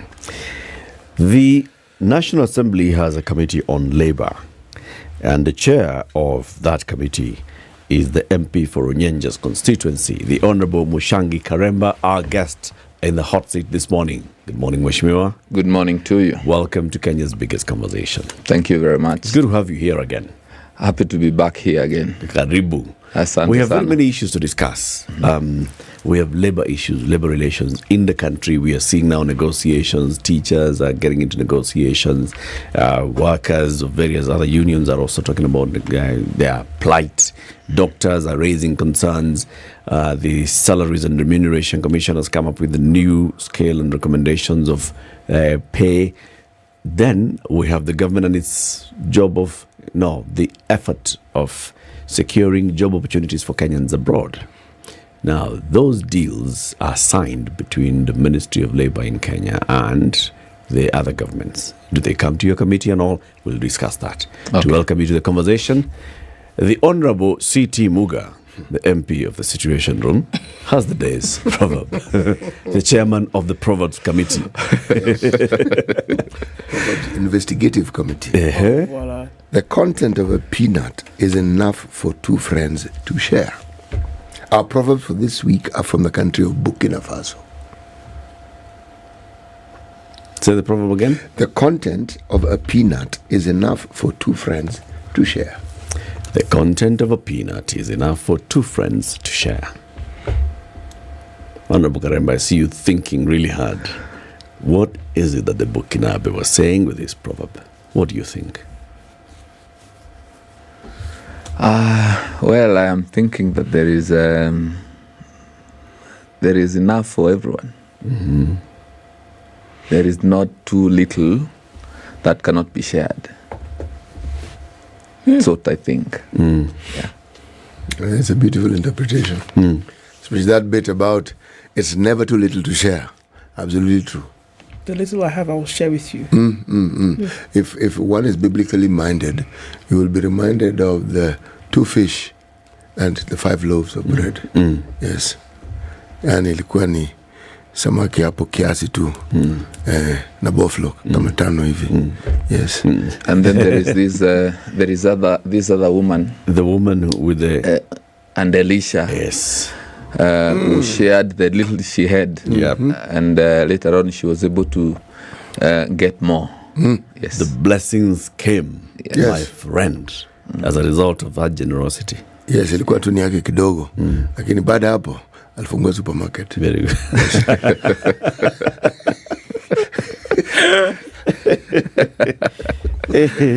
Okay. Nice one. Well, I don't know whether this is called interpretation. I don't know whether And it's yours to do. Hatusemi aliuza. Tunasema tu alikuwa na supermarket. Tuseme ilikuwa enough ya kufungua supermarket. Yes, like that. Well, Yes. Okay. Yes. Mheshimiwa, Your committee looks at labor issues. True. It oversights the Ministry of Labor. Yes. It oversights the other agencies that are involved in labor. The Public Service Commission. Public Service Commission. Who else? The State Department for Public Service. You know, those are two different entities. Yes. And then the Ministry of Labor and Skills Development. Those three entities. So you and actually, also so even the Cabinet SRC. Secretary for Public Service. Yes, even the Cabinet Secretary for Public Service appears before us, but we co-share the CS with the Committee on Social Protection and also the Committee on Youth. She appears before the Committee on Youth, Social Protection, and even the Committee on Labor, because the Public Service Commission falls under the Labor Committee. Right. Yes. The Salaries and Remuneration Commission also falls under you. That falls under me. Yes. The National Employment Authority also falls under you. That is true. And also the National Industrial Training Authority, NITA, falls under me. Okay. Yes. I'm interested in the National Employment Authority. What exactly is their job? What do they do? Now, the National Employment Authority is supposed to help or inform the country on the opportunities and the strategies that can help our young people get jobs. They have their office situated at Kasarani, and they are now in the process of recruiting a number of people to help them now on their mandate. They are the people who register, or rather, they are the people who take care of these recruitment agencies. So if you want to open an agency, they regulate. They are the regulators of the agencies. So if you want to have an agent, you can go to them. They are the ones responsible for renewal. All these bilateral labor agreements, most of them, they are the people involved in the negotiations. They inform the Cabinet Secretary on what to be considered, and also advise the Cabinet Secretary on the opportunities available abroad. So they play a very critical role in labor migration matters. Yes, they are at the center of it. Migration of labor from the country. Yes. So when you see, for example, the Germans coming here and saying, you know what, we need people to come and work in our country, we've got opportunities, and Kenyans can take advantage of that. We see Kenyan nurses going to the UK. We see Kenyans going to Canada, Saudi Arabia. Recently there was a new deal. There's been, of course, the deal with the Gulf nations. All these, the National Employment Authority is at the middle of them, is at the center. Well, you see, there is the government to government. Yes. The National Employment Authority is greatly involved in the government to government. Then there are also people who go out of the country through the agents. So at this point, the agents, the National Employment Authority regulates the agents, but leaves them now to undertake their role and export labor on their own. But now when it is government to government, like for example the case of the nurses, the National Employment Authority is at the center of it, and the ministry is involved. For instance, the nurses who went to the UK, the Ministry of Health was involved, the Ministry of Labour was involved. So because that was government to government. Where does the committee come in such kind of bilateral labor agreements? You see, my committee, the Departmental Committee on Labour, oversights the Ministry of Labour. So we have the mandate of wanting to know what is happening, the details of those bilateral labor agreements, the challenges and the opportunities. For instance, it is in our interest to know how many BLAs the government of Kenya has signed with other countries. the ones that have already been signed, and the ones that are about to be signed. The status of the BLAs and whether it is working, whether people are going out of the country. Do you interrogate those labor agreements? Yeah, we do. Before signing or after signing? Mostly after, and you see, this is not something that happens every other time. For instance, since we came in as the Departmental Committee on Labor, I think only around 3 have been signed, but several others are about to be signed. So the ministry gets into it, but also the committee is briefed, and you see, not that information is denied to us. We are at liberty to call if there is a need or a reason to want to know the contents of the BLS. We will surely go ahead and find it. Okay. Yeah.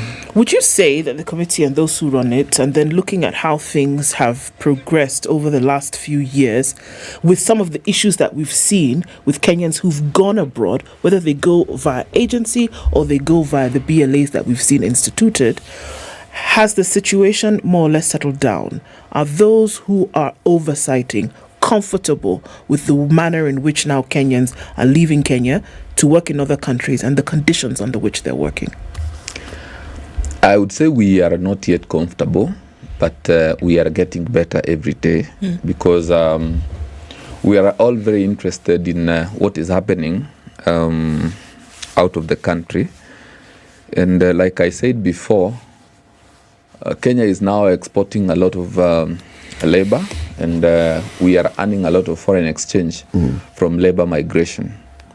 And the remittances that this country is getting from labor migration is so huge, actually up to 555 billion as of last financial year. So what that means now, this is an area that needs to be taken care of very seriously. And you see some of the challenges that our people have been having, and especially in the Middle East, in Saudi Arabia, are to do with people who went out of the country having not been prepared to work and live out of the country. You see, every country has its own culture. If you come to Kenya, there is the way Kenyans live and do their stuff. If you go to Saudi, there is how the Saudis work and live. So we have had cases of people going out of the country to Saudi, to Qatar, to Oman, to Kuwait, having not been told about the culture. So the government of Kenya, through the National Industrial Training Authority, have introduced a pre-departure training, which takes around a month, where these people who go out of the country are trained on what to expect the other side. Because some of the people who go there are not literate. Yeah, some have not even gone to class 8. Others have been able to go to Form 4, but do not know how to live out there. Others have no idea of the language that those people speak. So the pre-departure training is supposed to equip those people who are going out with information about where they are going, so that when they go there, they go and at least acclimatize as fast as they can.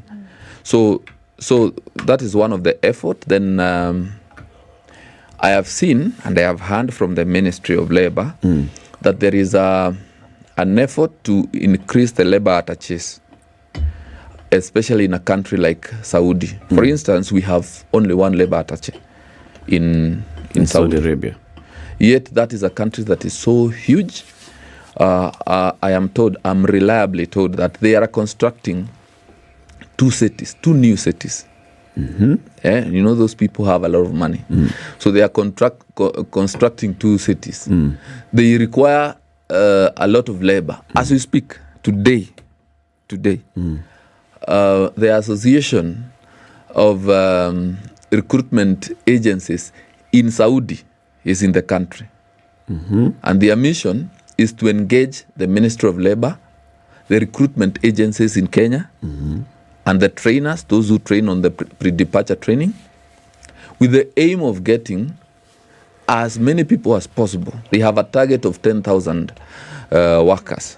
Skilled and unskilled. Skilled and unskilled. Semi-skilled. All those types. Yes. They want all that number of people. So they are in the country, and their meeting is beginning around 10 to around 2. And their mission is they want labor. And they are aware that in Kenya we have very aggressive people, energetic, and who are willing to work. You see, Kenyans, compared to some countries, I don't want to mention, I don't have to mention, yeah? A Kenyan is speaking. Right. Kenyans are known for hard work. Yeah, they can live anywhere in the world. A Kenyan can survive anywhere in the world because they are used to problems. Wow. Yeah? So any other problem is a familiar one. So those countries like Saudi, Kuwait, Oman, those people are so much interested in the Kenyan people. The only challenge is that sometimes that is not enough. The character is important because these are two people from different cultural backgrounds now working together. But you see, Mheshimiwa, I guess that's where also all these institutions that we're talking about, the National Employment Authority, the Ministry of Labor, your committee come in. Yes. Are we ensuring that, for example, now that these agencies are in the country and they're seeking workers to go there, are we having conversations with them on this is what would be ideal to protect a Kenyan? Minimum wage would be around this much for this kind of skill. What kind of skills are you looking for? This is a kind of qualification we have. You negotiate some basics on behalf of Kenyan workers to know this is the minimum that they can be paid. These are the kind of benefits that they accrue. This is how they live their living conditions, because you've always had these issues. It's not just about getting a job. It's everything that comes with it. Does our government actually take care of those? Actually, that is what informed the presence of the private recruitment agencies in this meeting. Ideally, it is the Ministry of Labor that was supposed to be in that meeting. But they have tagged along with them the recruitment agencies and also the trainers, so that now they can inform their discussions. But what happens mostly is that out there, when they send job orders, they make clear, they give all the details about what is available. They will tell you that this job, we are going to pay this amount of money. It is only the recruitment agencies back home, a number of them, who don't inform the job seekers on what is available out there. Yeah, because some employers will even want to cater for transport. Others will want to pay for accommodation. Yep. For instance, only 2 days ago, one of the recruitment agencies reliably informed me of opportunities out there, up to 60, actually up to 70 opportunities. And they made it very clear that hii ni kazi ya mjengo, the pay is 36,000, accommodation is provided, transport is provided, air ticket is provided, passport processing for those who don't have is provided, and the training back home here in Kenya, 1 month training is all taken care of. Yeah, you see, that's an agent who wants to make everything clear, so that when you decide to take the offer, you know what you will get from the other end. And how much do you pay for that placement? Because they're a placement agency, and if you're to be considered, and for their efforts, they must be paid something. Is it something that we can standardize? Is it something that we can say agencies will charge within this range? So that, yes, so that people who want to go abroad know that this is what an agency can charge me between this and this.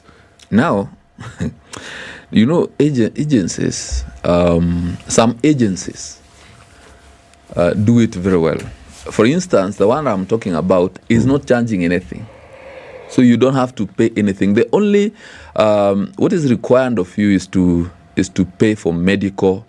You see, you need to be tested before you even a medical examination. Yes, a medical examination. So you need to pay for the medical examination. That is at your cost. And it is only after you are examined that you'll be trained. So ideally, this one is not charging anything. But there are those agents, they are paid for those job orders. For every one person they deliver, they are paid from those recipient countries. Now, those I would call them rogue agents. They be paid from the recipient agents, and they also be paid by the agents. So they are paid on both sides, but some are very good.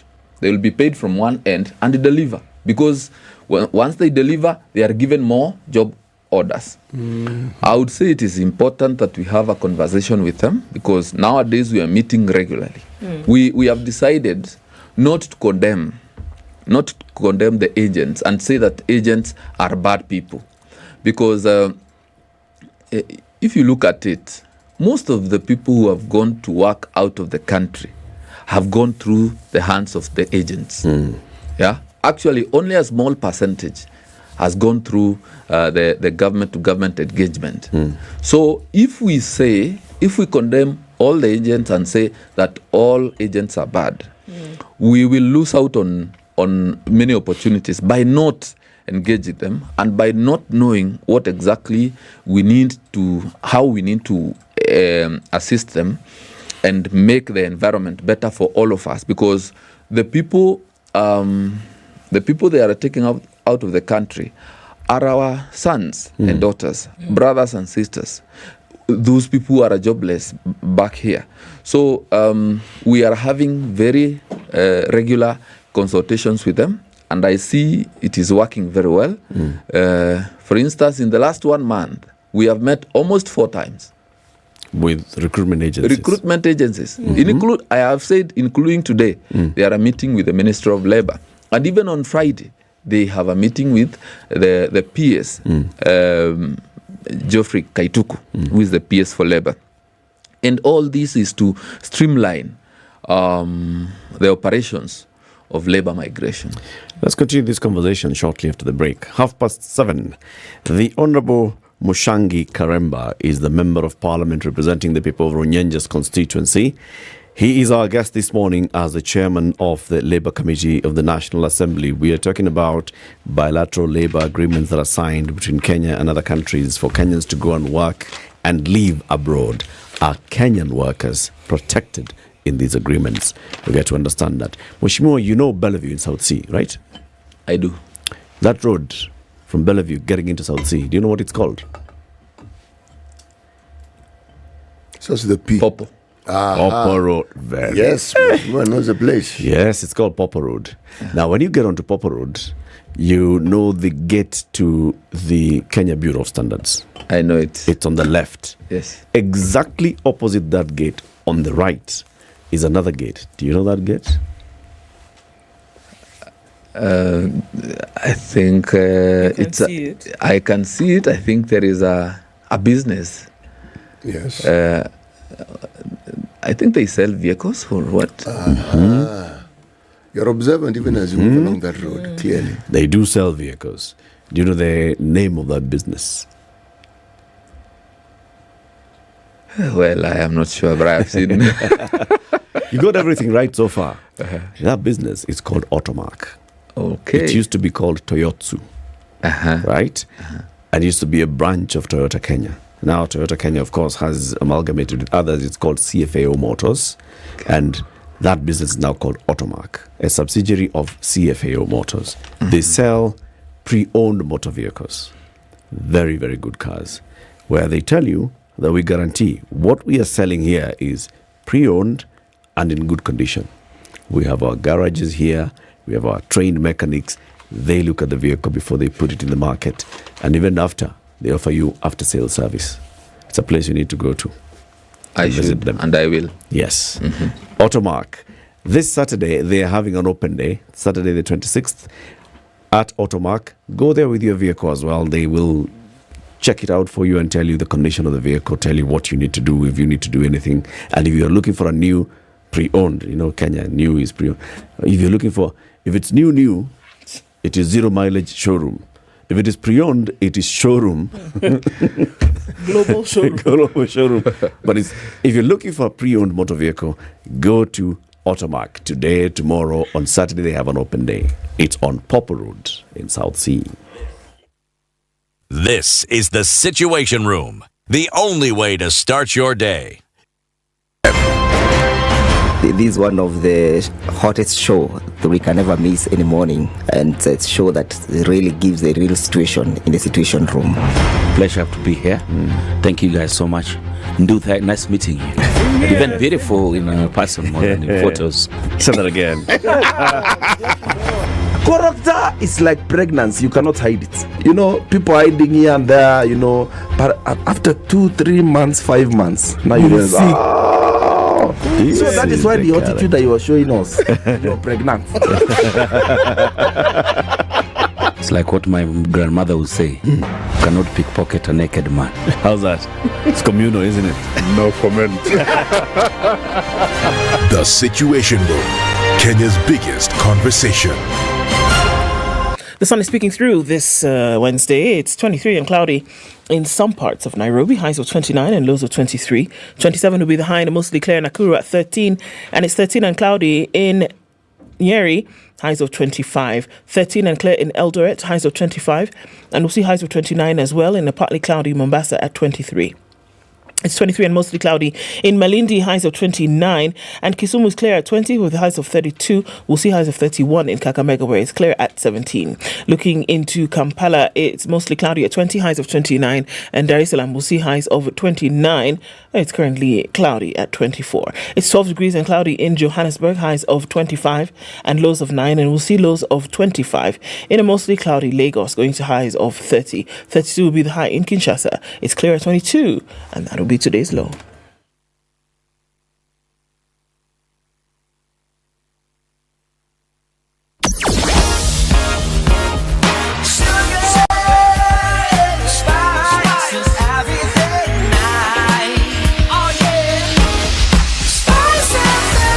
Spice up your life. Okay, so not much in terms of traffic. It's been looking pretty good throughout today. A little bit on the Eastern Bypass. That's coming in from North Airport Road towards the Outer Ring Junction.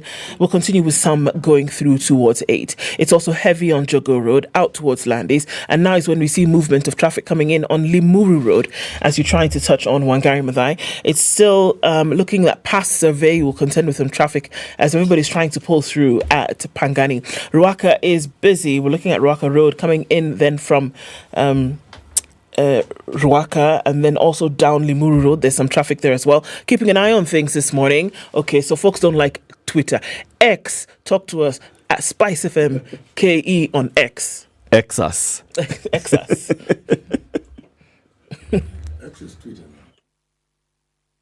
Some very nice, mature music. They really take me back to my days, and I can just feel young again and enjoy the vibes.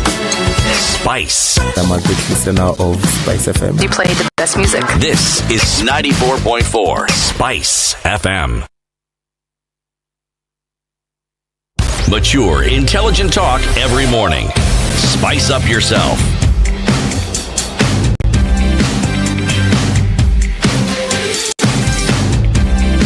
24:08, our conversation continues with our guest, the chairman of the Labour Committee of the National Assembly, the Honourable Mushangi Karemba, talking about labour agreements signed by Kenya and other countries and how Kenyans are protected working in the country and abroad. I've just seen a meme online.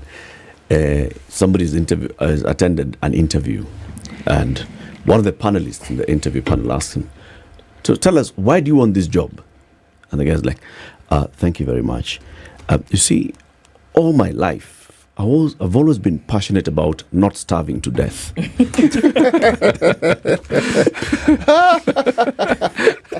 Better reason. You give him the job, right? At least you are motivated. And that's a serious motivation. You are motivated to keep working. Mheshimiwa, is the Labour Ministry and the State Department for Labour, and these are the institutions, especially the National Employment Authority, are supposed to file returns to you, right? Every year they should give you reports and show you what they've done with the work that they've been given and the mandate that they have.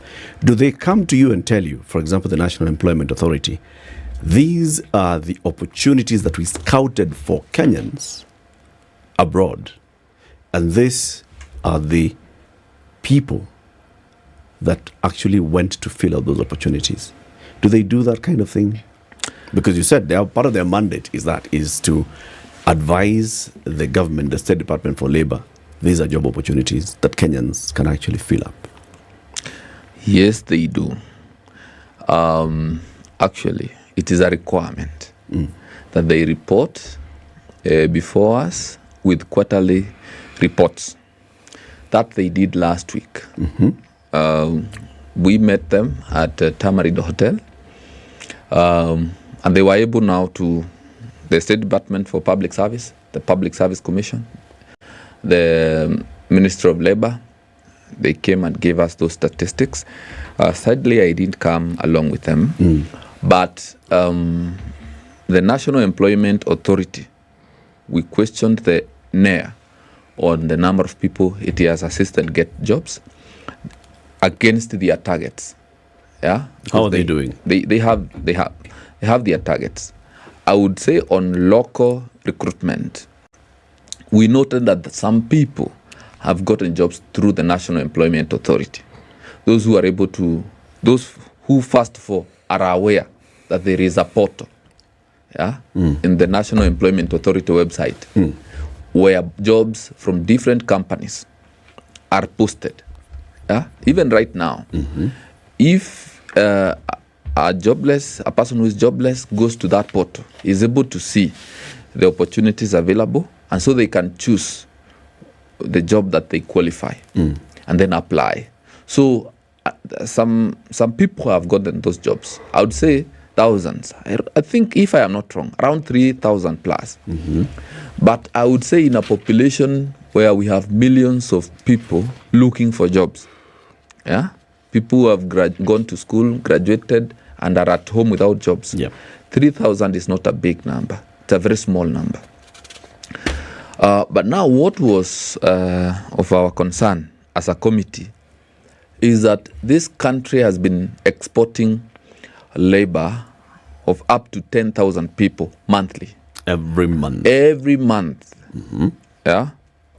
Until recently, we were told that that number has gone down.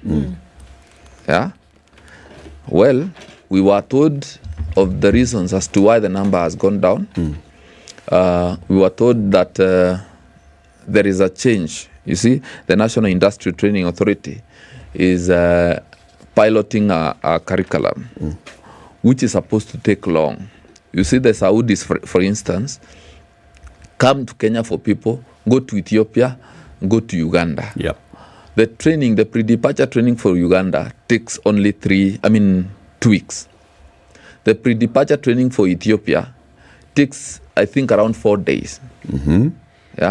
So that agent in Saudi who has a job order and has asked for people will not want to wait for a whole month so as to get the people, whereas there is Ethiopia with cheap labor. I would say the Ethiopians are paid so little money and are comfortable with it, and the Ugandans as well. I am told that in Uganda, they say that the character of the people of Uganda is that they are humble, and especially because we have approximately 201,000 domestic workers in Saudi, Kenyan, from Kenya. 201,000 is not a little figure. It's not a small number. It's not a small number. So we have people from Uganda who are said to be humble and not as aggressive as Kenyans. They are docile, I would say. Ethiopians as well. So the market is preferring Ugandans now more. Yes. And then their time for training is shorter. It's only than 2 ours. weeks. And they're paid cheaper than us. No, Ugandans are not paid cheaper. Okay. It is only Ethiopians that is paying cheaper. Yes. But then you see, in some of these countries, for example, in Ethiopia, in the Philippines, there's more that the government does in terms of going there and negotiating. So this is going to be the entry-level wage. But then the other conditions, where is this person going to live? What do they get in terms of medical cover? What do they get in terms of an air ticket back home? How many days of leave can they get? What kind of living and working conditions do they get? You see, it comes as a whole package. Yes. The Philippines has done that with Saudi Arabia and the Gulf countries for many years. And they actually still manage that recruitment and export of labor into these countries very well. That's the reason I'm asking, what do our agencies do? Do they negotiate to the finer detail? When you say there's an agency now in Kenya and they're saying we are going to offer salary 35,000, accommodation is going to be offered, do we ask what kind of accommodation? An air ticket is going to be offered. Do we ask what kind of air ticket? How many times? Do we ask all these questions? Does it come as a package pre-negotiated? Or is it kuna kazi na wanasema ni 40,000? You know, or is there government support through and through? Yeah. You know, what is happening is that in a country like in the Philippines, what happens there is that they are organized. They are very organized. I am told they even have a system where every person who is going out of the country to work must be in that system. Yeah. So the details of that person, where they are going, how much they are going to earn, the details of the contract, the duration that they are going to work is contained in that system. In our country, it is like, I would compare it like the hawkers. It's a free market. It's a free market. The agents compete. You see, as per last year, we had up to 900 registered agents. 900? 900. Now, they have reduced to around 500 because it was discovered that there were so many rogue agents, and then the business had gone down due to these challenges that I'm talking about. So all the effort that is being put right now, and I am sure you've heard from the president himself, he's very keen on this issue of labor migration. So the Ministry of Labor is determined, I would say they are very determined, to make things right, to bring order into this industry. And I had not mentioned that next week, no, actually this week, officials from the Ministry of Labor have been sent to Saudi to go and negotiate for a BLA with Saudi. So that now the agents will not be the only ones who will be taking people to Saudi. Government will also play a role. And you see, the idea actually was all these young people who go through the NYS, the National Youth Service, you see, most of them have been trained. They have some skill. Yeah. The idea is that the thousands of these young people be taken to Saudi, or rather get opportunities to go and work in Saudi, and much more. So those who went, officials from National Industrial Authority and NEA and the Ministry of Labor, have gone to Saudi to have initial discussions on the BLA, so that later the two ministries, the Ministry of Labor from Kenya and the counterpart in Saudi, can now come and sign these BLAs. But I would agree with you is that the reason why we are not as organized is because there are people who went ahead of us, and those that were in charge of the labor sector, the labor ministry, were not keen to bring sanity. Because, again, you know, there are people who thrive in confusion and disorder. Yeah? So they will not want things done right. Because once things are done right, they lose out the opportunities, and opportunities go out to many people. So they would want to keep everything for themselves. Is it possible for government, for the committee and the way it's in oversight, to then introduce a system whereby agents, because we've seen clearly agents they're running their own business. They want to make some money. It's a commercial venture for them. At the same time, there are individuals, whether we want to admit it or not, that there are individuals in Kenya who would want to seek pastures, not even greener ones, just pastures in another country, right? They want this connection. The agencies play a vital role in making this happen. I'm not even talking about the funny ones who do some horrendous things to Kenyans as they're leaving, but the ones who are saying, okay, well, here's a job. Let me be the one to connect you. Is there room for agents and government to work together to streamline this thing? And then, just lending to that question that Eric was asking, when you get there, is Kenya aware of you have landed, you have registered at the requisite embassy, people know that this is where you are? Should something go wrong, we know the next port of call? Because still, unfortunately, too often, if something does go wrong where somebody's gone to do a job, people are raising money to bring them back in a box. Still happening. Actually, there is a system now in place, I would say, because I have heard of it. And in the coming days, I would like to know, or rather I would like you people to even invite the acting director for National Employment Authority. I am aware they have a system where that links now the agencies and the National Employment Authority and the agents in Saudi, or rather in the other countries. Yeah, I hear it is called Musanet. So that Musanet, the National Employment Authority will only facilitate the agents only when the Musanet, or rather the agents, post the job orders in the system. Okay. But that system is not enough. I would say they will need to upgrade it so that it accommodates now the job seekers. I would say the job seekers, so that they can also follow through and see whether the opportunities that they are being told are genuine or not. Because like now, what is appearing on our papers today is a case of a person who is accused of having collected a lot of money from Kenyans in the name of helping them get jobs. So if we can have a system where even the job seeker himself or herself can see and be able to know whether this opportunity is genuine or not, then that will be when we'll be able now to seal the gaps. And is it possible for those loopholes to be sealed? Because the truth of the matter, on a night, go to JKA today at night, and you will see hordes of young people being pushed along to get on a plane to go where they do not know, with very little luggage, still happening today. And there is an agent who made this happen, who took money from them that they raised, however we do not know, to get passport, to get visa, and then get the connection for the job. Being promised of a professional job, and then ending up going to do domestic work. It's happening still. So the thing is it possible to seal these loopholes? And then going back to that question to say, is it possible that these agents actually work with government and that government is only approving for people to travel when it has come through this Musanet?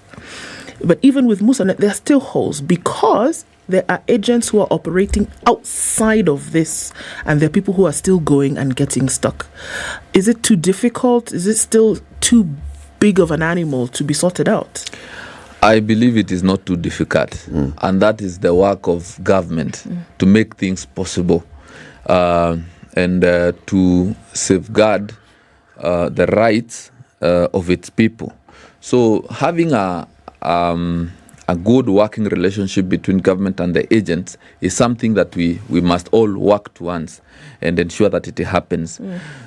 Because again, what is too difficult in having every agent declare the job orders that they have and the details of those job orders. But you will realize most of those agents don't like disclosing about the job orders, the details, how much they are. You see, they are paid a commission for every person they take.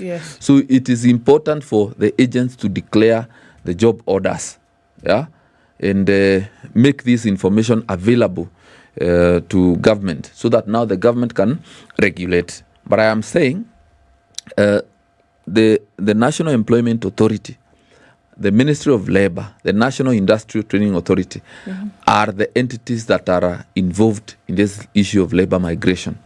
And from what I have gathered, because I am the chairman of this committee, I've listened severally to the president. I am sure it's going to happen. And the president is keen to take as many Kenyans as possible to go and work out there, because there are opportunities out there anyway. So I'm sure it is going to happen, and our committee, as the oversight committee on these issues, will make sure that it happens. You know, this discussion about employment seems to revolve around people who are semi-skilled, not skilled, skilled maybe, but there's an entire cadre of people who are actually very skilled, very well educated, and don't have jobs. Sure. And the numbers are growing. Now, the discussion around what the government can do, should do, the fact that these agencies exist, government agencies, is a good sign that the government is taking this matter seriously. The fact that we even have a PS who oversees this is a good thing. Yes. However, just like we make it known to the public, the government makes it known to the public when certain things are about to happen, issues of jobs, processes, and how this should be followed, you say correctly, it isn't difficult, and I agree with you. It isn't difficult for the government to take the step and the charge to say, country X has opportunity X. And they require this cadre of individuals who can apply. Now, the agencies that deal with this work are, and they are registered by these government agencies. So when an agency says they want to do this, ensure they have this registration by the government. I'm simply saying a transparency so that this discussion about what happens in this field and the sort of headline we see in the nation does not occur. Yes. Because I don't think it is complicated. It is not. It is not. And those found to be doing the wrong things in the recruitment business must be dealt with firmly by the government of Kenya. And you see, it is not this accused person alone who is appearing on the papers today. We have several of them who receive money from unsuspecting Kenyans, people who are desperate. Actually, they go ahead and they borrow money just to pay agents and sell property so as to go and get these opportunities abroad. So I'm in agreement with you that we are not only talking about the semi-skilled. Yeah, we have people who have graduated, and it is the responsibility of the National Employment Authority, because we also discovered as a committee that the National Employment Authority has not done much to inform the Kenyan people and the youth on, first of all, the opportunities available with them, and even how many Kenyans know about the National National Employment Authority. Very few. Some have heard about it, but they also don't know that there is a portal where you can go and see the opportunities available. They told us that sometimes jobs are re-advertised. Yeah? Because nobody has applied. Yeah. Yet, looking at those jobs, they are not jobs that require rare skills or rare knowledge. We have people who have those skills, but the issue is that they don't know. But you see now, Mheshimiwa, as you tell us all these things, it's your job. Yes. As the oversight committee, it is your job to find out why is NAIR not doing what it's supposed to do. Is it an issue of competence? Is it capacity? Is it resourcing? If they don't have money to make the adverts and create awareness, campaign for them to get more budgetary allocation. If it is incompetence, then do something about it. Actually... I mean, all these things that we're talking about, Mheshimiwa, you have a direct job to do to make sure that these things are done the right way. Mandate and power. And the beauty of it is that we are doing it. We are doing it perfectly well. I say this because when I became chairman, slightly around 11 months ago, we found out that most of the people working at the National Employment Authority are doing so at an acting capacity. So they are not settled. They don't, when you are acting, you lack the full authority to execute. You have no skin in the game. Yes. So one of the things that we have done is to push that this authority being given adequate staff and capacity to undertake their mandate. And all these things I am saying them because we have taken time to interrogate them and to listen to them and to know what exactly those people are going through. But now, this is not an excuse. We are not going to allow them to keep Kenyans uninformed of the opportunities available. We agreed with them that they must preoccupy themselves with their mandate. You see, we know that it is their job to register and to regulate agencies. But you see, their end goal should be job creation, or access to these opportunities for the Kenyan people. So even if they register so many agents without people getting opportunities, then they will have failed on their mandate. So what we have done is that we are exerting a lot of pressure on them and seeking ways and actually even identifying the gaps so that we can, the gaps that require legislative action, we take care of that as a committee.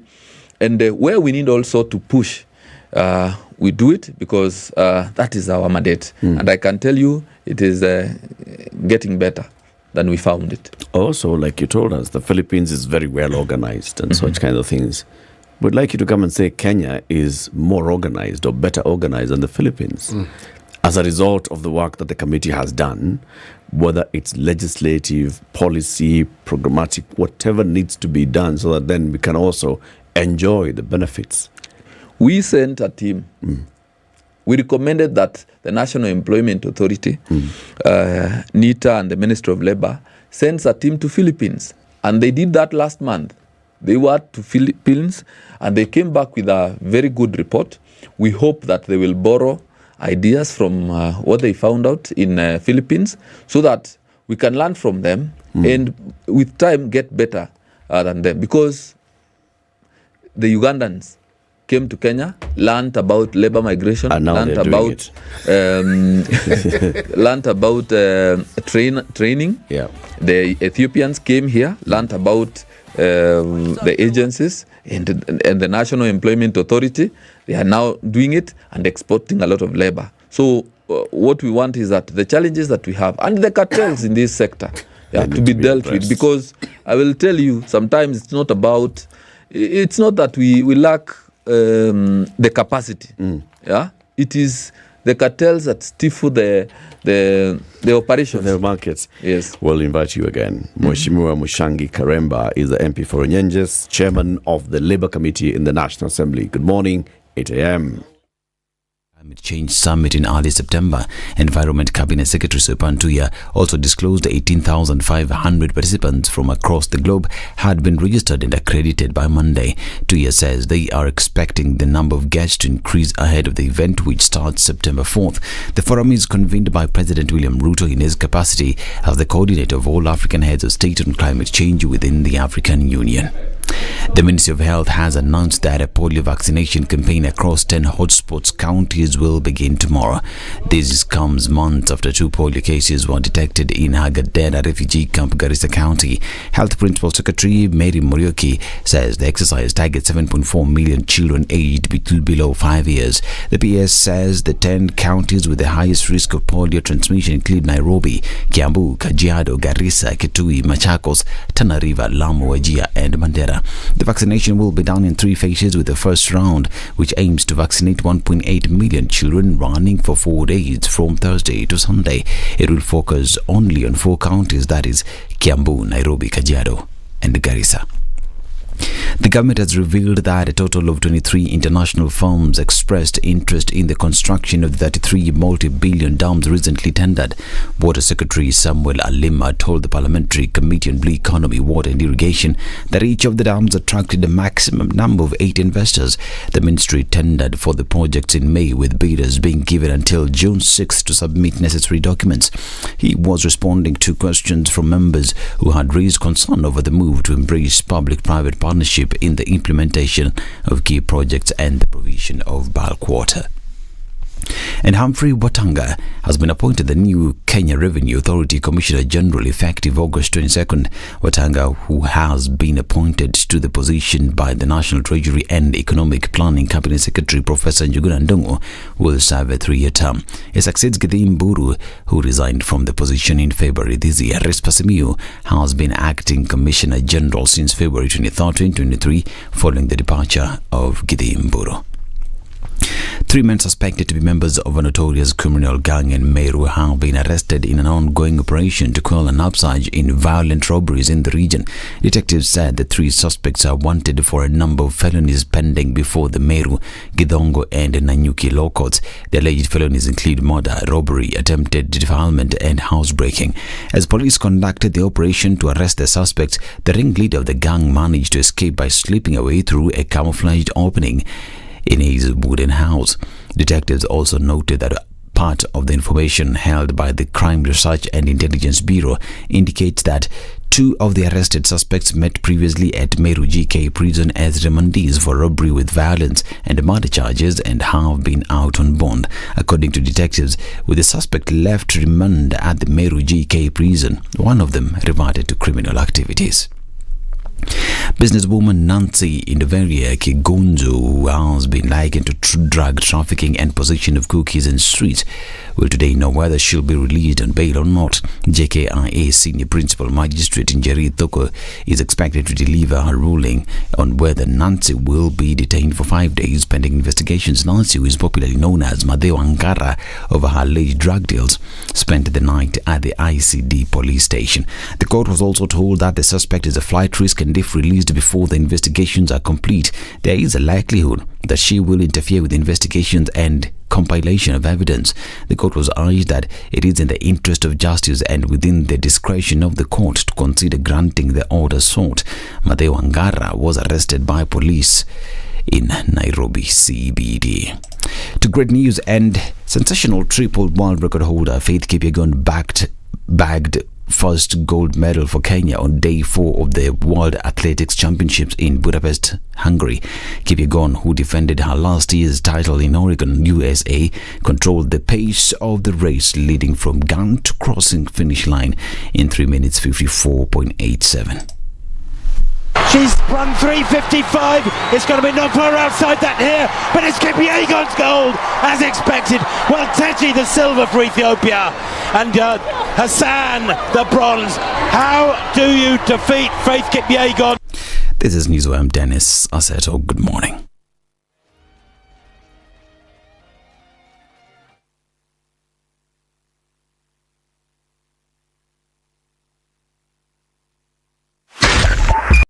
.5 Spice FM, Kisumu.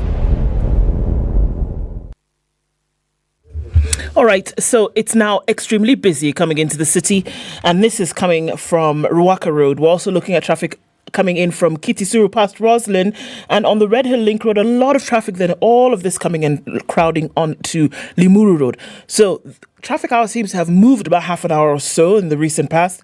We're also seeing it then very heavy on the Thika Superhighway coming into the city, and some traffic then coming off of Kiambu Road right about now. James Gishuru has packed up quite a punch then onto Waiyaki Way, and we're looking at it also heavy coming into the CBD from Jogo Road, Landis, and then onto Haile Selassie. It's busy coming off Lunga Lunga. Heavy traffic then spilling over to the Likoni interchange, and a little bit of that touching on the southern bypass. Not too bad coming off North Airport Road now. It's moving slowly as you get towards Outer Ring at the junction, and then on towards the eastern bypass heading in the Ruai direction. That continues, and it's heavy, folks. This morning, traffic hour started a bit late, but we're in the middle of it. Let's see what happens in a short while. Exus, Spice FM, KE.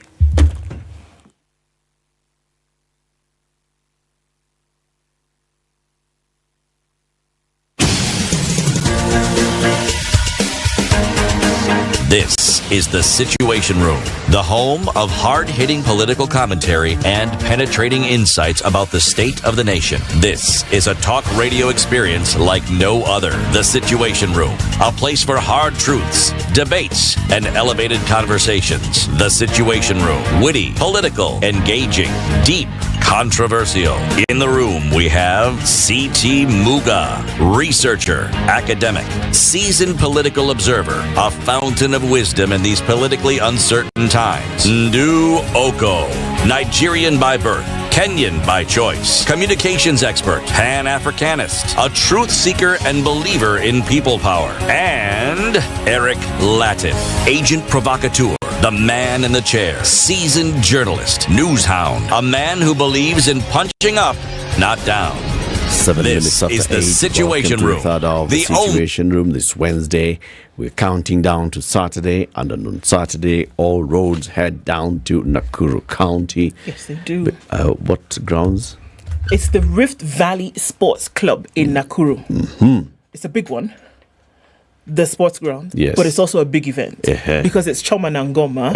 I just like the ring of it. Choma And we need na to look for the person who came up with the thing for this, the name for this thing. Choma na Ngoma. Some 3 editions ago. This is the 4th one. It's Choma na Ngoma. It's happening for the first time outside of Nairobi. There's music, there's fun, there's partying, there's food. It's all happening this 26th of August. It's this next Saturday. And there will be Kenya's finest artists lined up. Calligraph, Otile Brown, Niviri, Benso, Nadia Mukami, Sari, Father Moore. You can get all this fun wrapped up in the bargain price of 800 shillings. Ticketsasa.com is where you need to go to get your tickets. And let's all get on down to Nakuru County for Choma na Ngoma. Big artists. Tickets are going. Yep. All right. Ticketsasa. How much? Ticketsasa.com, 800 shillings. Only 800 bob. That's right. This is all you need. Okay. And as you prepare to do this, also go to Popo Road, South Sea. Right opposite the Cabs Gate is the gate to Automark. Automark is the subsidiary of CFAO Motors that deals in pre-used motor vehicles. You are looking for a car. You want to make sure that what you see on the odometer is the true reading of the odometer, not at 30,000 that has been tinkered with. Kumbe, the real mileage is 120,000 kilometers. No. You want to know that this, what you see is what you get. And also they have a garage there, very well trained mechanics who are there. This Saturday they have an open day. Go there, take your car, let them check it out for you. Also go there, look at what they have in their yard. Very, very good vehicles. You're looking for a pre-owned motor vehicle? Automark is your solution. Universities, public universities, management and governance of public universities, University Council, the Ministry of Education, Chancellor, political appointee, Vice Chancellor, political, all those things. And then now we have what we have in the country as our public universities. Let's talk about their governance. The University Academic Staff Union is one that brings together the academic staff of universities, and they come together as a union. Now, the Nairobi branch, the University of Nairobi branch, the Secretary General is called Dr. Maloba Wekesa. He is our next guest in the Situation Room. Good morning, sir. Good morning.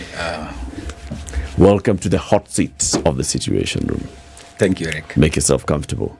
It's not really that hot. It's not hot, eh? Okay. It's just things. Yeah. Quite warm. Very good. It's supposed to be comfortable. It's not to be uncomfortable. No. City. Yes. Why don't you give Dr. Maloba the day's proverb? Our proverbs for the whole of this week are from the country of Burkina Faso. The content of a peanut is enough for 2 friends to share. Not to eat their fill, to share. The content of a peanut is enough for 2 friends to share. Yes. Dr. Maloba? You know, I actually have something nearly equivalent. I thought you were going to say I actually have a peanut. I was ready for it. But this one is more domesticated. I don't know if you've heard about it. Tell us, please. That a village can share the thigh of a grasshopper. I haven't heard, but it makes perfect sense. Exactly. Yes. I think it speaks on... It's the same thing. It's the same thing, isn't Just it? that the Burkinabes grow peanuts. Your village. No, people hunt grasshoppers.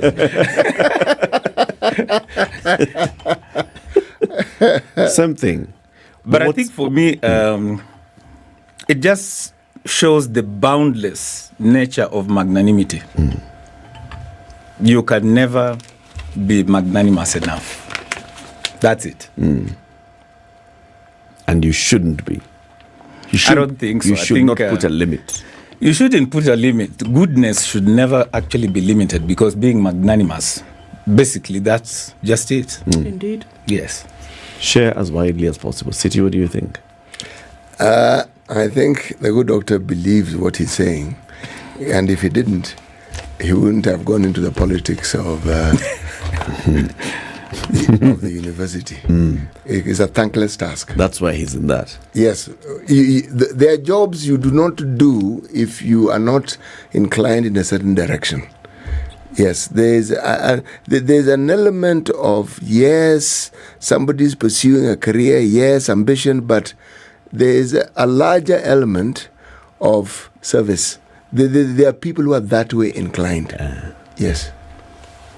Good. Actually, it's true. If you go back to the history of WASU, the nature and the formation of WASU was based on altruism. Because then I have to go back to people like Willie Mutunga, at the sacrifice of not just their career. At that time, it was a sacrifice of their life. So it will be extremely decrepit of me right now if I am in this position to imagine that I should not eschew the same kind of values. It would be totally inappropriate. What does WASU stand for? What does it do? What's the mandate of WASU? It's apart from just campaigning for, the welfare of its members. What else? That's the core mandate, welfare. The only problem is that people narrow it down.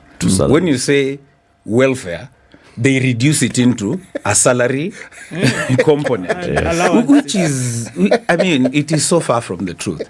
Yes, we are a labor union, and obviously labor unions have certain specific tasks that they have to perform.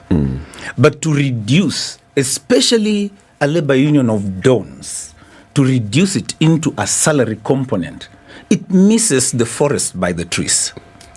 How did this diminishing of mandates begin? Because usually, by the time an opinion of something has been formed, there must have been a habitual show of something that would have reduced it to that. And I think that forms the basis for the conversation that we'll have today. Because why think of you in a certain way if I have not seen something that would then make me think that regularly? Frankly, if I have to speak the truth, and which sometimes I'm very hesitant of, is then I'll end up talking about my own teachers and some of the missteps that they made. And like I said, I'm very hesitant to do that, because over the period, especially as Kenya, grew out from getting independence, moving all the way to the first president, then when Moi took over, we know what happened. And we know the compromises that people had to make. Hard economic times, sometimes, inclining people into certain directions. People need to survive. Then they end up making mistakes. And, it's very unforgiving. Society is quite unforgiving, especially when a professor makes a mistake. Because you expect the professor to know better. So when he does make a mistake, and the mistake is reflected way into the future, those of us who come, and they have been taught by the same professors. Now, I was brought up in that generation where your senior is always right. Wait, Mwalimu, just tell us. I'm very hesitant to say, but the thing is this, there were mistakes made here and there. And those mistakes, someone has to rectify them. What are these mistakes? Because you have to rectify something that you identify. What are these mistakes? If you go back into what Ndu is asking, yes, at what point did the entire mandate of WASU get reduced to just thinking these dons want a pay rise? Well, basically is when, if you go back in time, 1963, who are the highest paid employees in Kenya? Teachers. Yes. Now, teachers at the highest level are who? Principals. Lecturers. No, you teachers. You start with teachers, you go to principal. Then from principal, you go now all the way to now to the professors, isn't it? They were actually earning higher than permanent secretaries. Yes, they were. Yes. So, at what point did the reverse happen? You see that? When that reverse happens, and then someone notices, no, this is not right. Something must break. Yeah. And then the agitation begins. And then the entire public, because of the numbers, we are quite few, because of the numbers, then a lot of heat is generated. And the discourse sometimes is controlled beyond the lecturers themselves. Mostly the media is focusing only on that. Some of the media people might not even have the history. Well, the benefit now moves to the politicians, and the politicians start saying, I thought this was a calling. You see that? I thought this was a calling. Why are you asking for money? This is a calling. You see that? And then the narrative is built. They are abandoning their calling. They are asking for money now. And, well, it is sustained over time. And it's unfortunate. But UWASU is much bigger than that. Sure. Yes. Have we seen UWASU over the years talk about some of the things that we're seeing coming out? Let's use the Presidential Working Party on Education Reforms and the proposals that they've made in the last, couple of weeks. Let's use that as an example that could probably feed into this, what you're speaking of.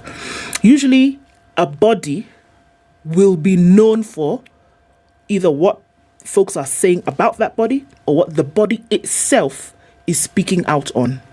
One of the big issues that comes out is own source funding for universities, right? Have we seen UWASU, let's say in the last 5 years, in the last 10 years, come out robustly speaking about how universities need to be made as institutions of innovation, institutions of exportation of knowledge and understanding, so that by the time a proposal like this comes out, we hear, actually, the unions have been talking about things like this. They've been trying to move for such kind of change to come about. But if we hear that over 10 years, every time we heard UWASU speak was, they're saying, we are going to strike if salaries have not been increased. We are going to strike if these allowances have not been paid. Do you see how that narrative then would be formed? And I'm asking, do we see that conversation is around some of the things that are needed at the university level, as opposed to the things that you would not like to color the image of the union? Okay. Now, this question is valid, but it is missing the entire crux of where the problem is. UWASU is only a social partner, okay? It's only a social partner. What you're saying is you're putting me on the spot to explain why I'm not able to do one or two things. No. I'm asking if the union has been involved in speaking out after some of these things. I am not asking you why things are happening the way they are. I'm saying in the social construct in which you have been constituted, have we seen an adding to the conversation on a social platform? That's all I'm asking. Okay. All right. Now, hang on. I got this now. You see, you are asking on the social construct. But me, I want to begin from the structural point of view.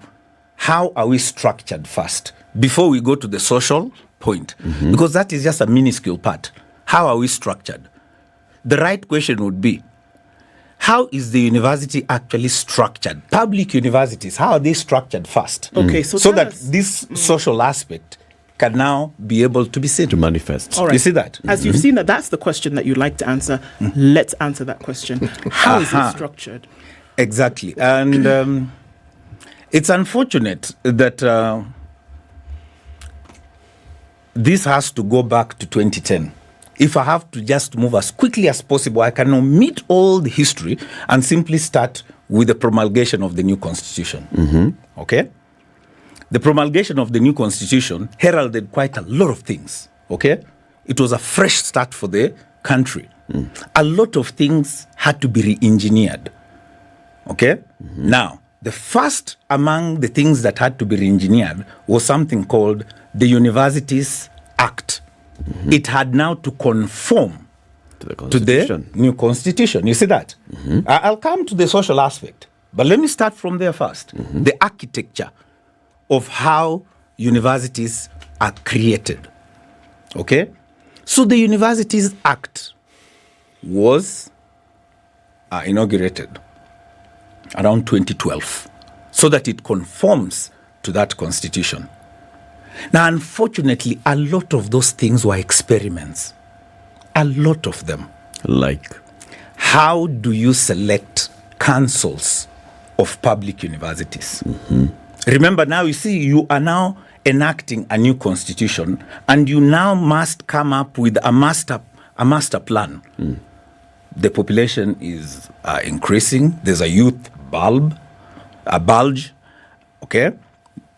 Education needs to be expanded. We need access by our younglings coming into the universities. So definitely you form that structure. Okay? That University Act came into play so that it conforms with the constitution.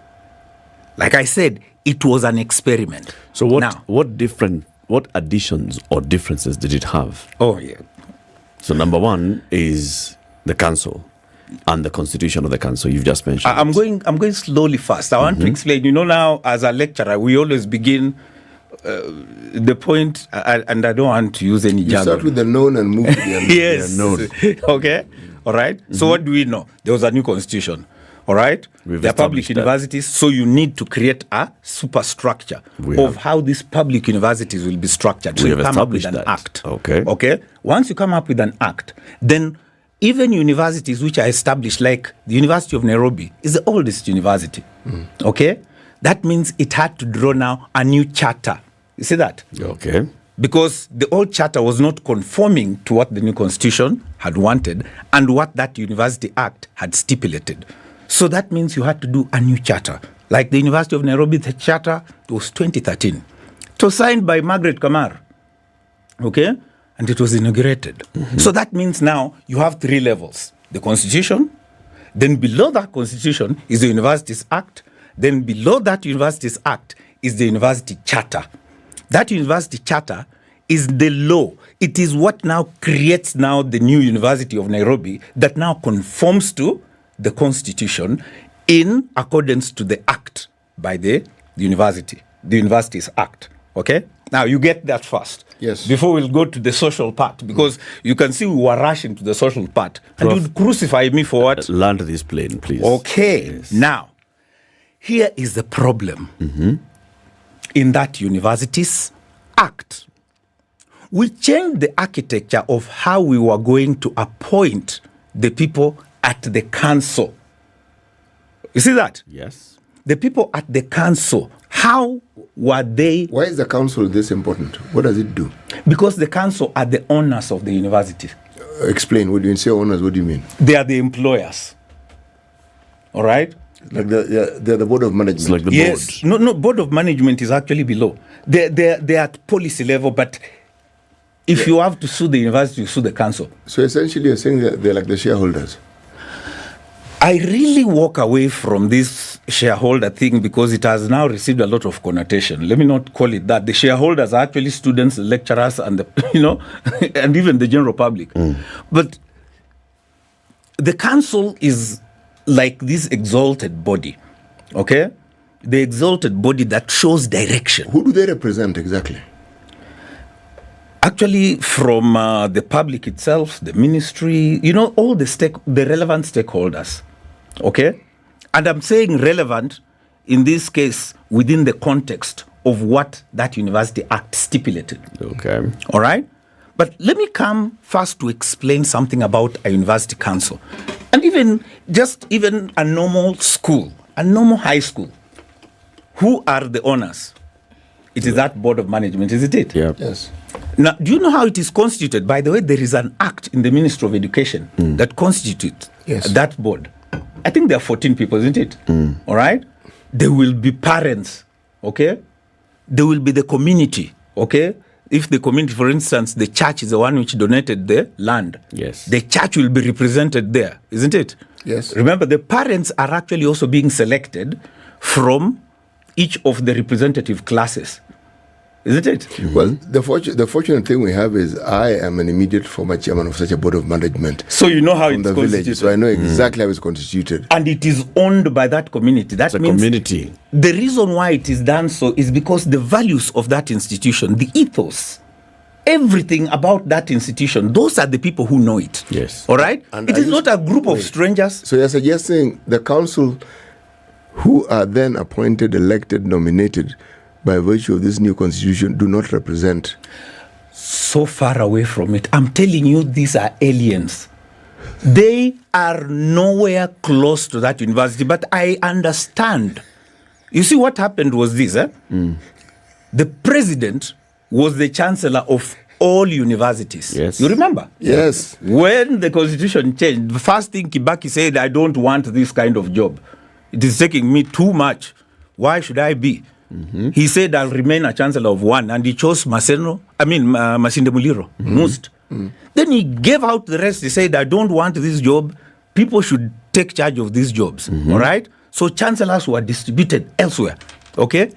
And even the crafting now of those councils, because of that new Universities Act, changed. I can assure you, see the way the school is actually crafted.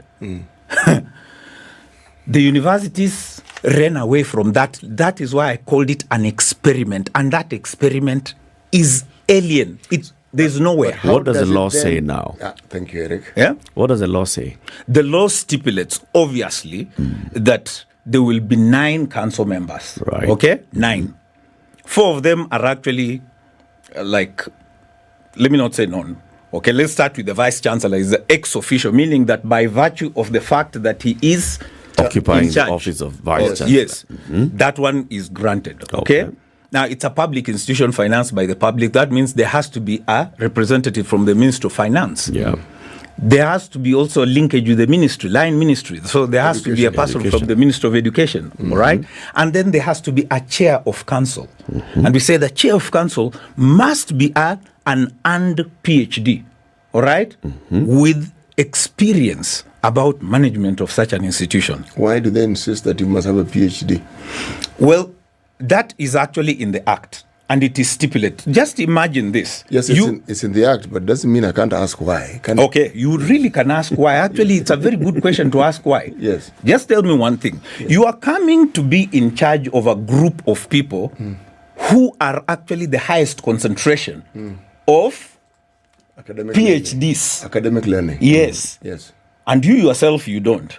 And yet you want to sit when they are getting promoted to be full professors and you are not. Now, does that really look like something which will be reasonable? It looks like something that will not be acceptable. Exactly. And you see, if I sit and you want to promote me, and you don't have my qualifications, what are you promoting me to? And you are the one who is the chair. Come on. All right. So here is what happened. So the chair must be an earned PhD. An earned PhD. I'm telling you, there was that idealism about it. Okay. And the idealism that time with this new constitution was that let us get people from outside the university. That idealism, let's get people from industry. Let us get the best out there. Those who actually have done the best out there to lead this academic institution into its future. You can imagine at the university, this is the center where we embrace disagreement. In fact, we encourage you to disagree. Okay? You are coming to lead a group of individuals who sometimes more, for instance, as I am seated here, I cannot arrogate myself that because I'm the secretary, then I'm the brightest. Actually, no. There are so many brilliant brains out there. In fact, most of them taught me. Okay? I only have the honor of holding this position for the time, the very short time that I'm here. All right? And it's just a tour of duty, by the way. But they are brilliant minds. Now you can imagine at a superstructure level. The bar was set 4 members so high. we've established to the Okay. Vice Chancellor, Treasury, Education, Chair. Then now the rest of the 5. Okay. Those 5, the entire, you can imagine, you lump it to one person called the cabinet secretary, who until recently now have become politicians. Remember, the new constitution said, we want cabinet secretaries who are never politicians. Isn't that what the new constitution said? We don't want them to be politicians because we know what politicians do. All right? Get very qualified individuals. You want a minister of roads, get a road engineer. You want a cabinet secretary of health, get the best who knows health administration. That's what the new constitution did. There's something unique about Kenyans, by the way. We are very good at taking a very idealistic position, then immediately making a mockery of it. That is what we are so good at. How then did we make a mockery of these other 5 positions? Because now we've qualified the others. Yes. Now, who is supposed to fill these slots? The slot is supposed to be filled by the cabinet secretary. Until recently, the cabinet secretary decides. Yes. The cabinet secretary in the Ministry of Education. After they put out adverts for people to apply. Yes. To the cabinet secretary. Yes. Now here's the worst part. In fact, now you're talking about the council. Yes. Let's go to the chancellor. Let's come back. The chancellor doesn't even, there is no application process. How do you get a chancellor then? Let's come back. It's supposed to be something which is decided at Senate. You propose. So. Yes. Basically, the cabinet secretary for education has 6 slots. 5. Independent. Obviously, even at plus getting even the chancellor, plus getting the vice chancellor, he'll play a role. You see that? But directly, yes, he has the 5. Yes, plus he sits on the board. No. The cabinet secretary, he'll appoint someone. A representative of his sits on the board. That means he sits on the board. Yes, so he has 6. Okay, 26 minutes to 9. Let's talk about this after the break. Governance of public universities. What is the case? What's biting and what's not biting? Dr. Maloba Wekesa is the Secretary General of the University's Academic Staff Union, representing the University of Nairobi. Time for that break. We'll be back shortly. Good morning. This is the Situation Room, the only way to start your day. Revenge is for children. It's for kids. When you grow up, you realize the best revenge you can take on somebody is to ignore them. Now, I'm just new in politics. It is not everybody's cup of tea. That's why some people come in one term and that's it for them. Political parties in this country do not have ideologies, whether luring or otherwise. And that is the effect of corruption. Any time an offense occurs anywhere in the country, it is the job of the Inspector General to look into it. Whether it's corruption, whether it's murder, whether it's betting, that is his job. If we have chosen to be a corrupt nation, then we produce corrupt leaders. Everything then becomes chaotic that you cannot be able to change a nation. The Situation Room, Kenya's biggest conversation. The sun is up in Nairobi today, 16 degrees, highs of 26 and lows of 13. We'll see lows of 12 in the sunny Nakuru, going to highs of 27. 25 will be the high in a mostly sunny area at 16. And it's 16 and sunny, going to highs of 26 in Eldoret. It's 25 and sunny in Mombasa and 26 and sunny in Malindi. Sunny conditions at 22 in Kisumu, going to highs of 32.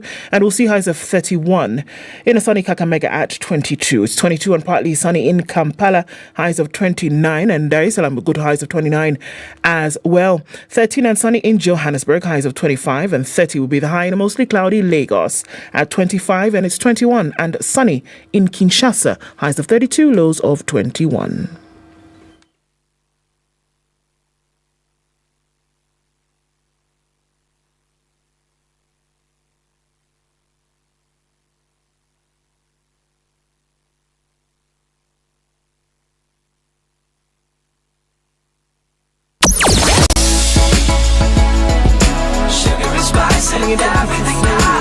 From Ruaka and then down from Karua Road. All of that traffic then piles onto Limuru Road this morning. And now is when we see movement on the Thika Superhighway, then clogging into traffic coming right around Pangani at the underpass, as well as traffic coming off of Kiambu Road. But not too bad, Kiambu Road this morning. It'll flow smoothly as you get past Muthaiga Square. All right, let's take a look at Raila Odinga Way coming in from Langata Road. That's pretty busy. Inching along towards the City Mortuary roundabout on Gong Road. North Airport Airport Road seems to be packing a punch as well. Traffic then coming in towards the Eastern Bypass, slowly in and outbound. Keep an eye on things. Okay, Exus, Spice FM, KE.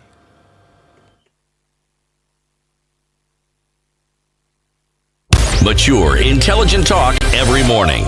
Spice up yourself.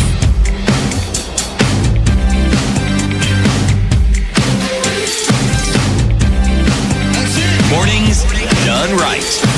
94.4 Spice FM, Nairobi. Wekesa, Secretary General, UASU, University of Nairobi, Governance of Public Universities. And he says the Universities Act was experimental and it has led to where we are today. You've started by telling us just the composition of the Universities Council and the importance of the council. You say the Cabinet Secretary for Education has a say on appointment of a majority of the members of the council. And what's wrong with that? Well, like I said, it is something which was an experiment because it is something which has not been done anywhere else. Okay? If you consider the most progressive universities in the world, University of Helsinki, University of California in Berkeley, all right? University of Cape Town, how do they constitute their councils? Okay? Even here, right here within our own East African environment, University of Rwanda, University of Dar es Salaam, Makerere University, you will see, and I can even give you a composition, like for instance, University of London, it has one chairperson, the VC, the DVC, they are independent members, and then 4 heads of member institutions. If you are to consider something like Makerere, okay, there's a chairperson, vice chancellor, DVCs, Minister of Education, district council representatives, 2 academic staff members, okay, Senate representatives, Senate staff representatives, administrative staff representatives, okay. Let us even go when it was Moi days. How was this constituted, okay? Here is how the University of Nairobi Council was constituted. It had a chairman, a vice chairman, and an honorary treasurer to be appointed by the chancellor. It had a vice chancellor, deputy vice chancellors, principals of each constituent colleges, the principal of each college within the university, okay? Of course, then there were 10 more members appointed by the president because the president was the chancellor, remember, okay? 1 person appointed by the Gandhi Memorial Academy, okay? 2 persons appointed by the convocation among its members. 1 person appointed by the government in each state for which time being specified territory. That was Nairobi now. Okay. 1 member appointed by the staff association of the university. 2 members elected by students. You see that? Because they are actually a stakeholder. Okay.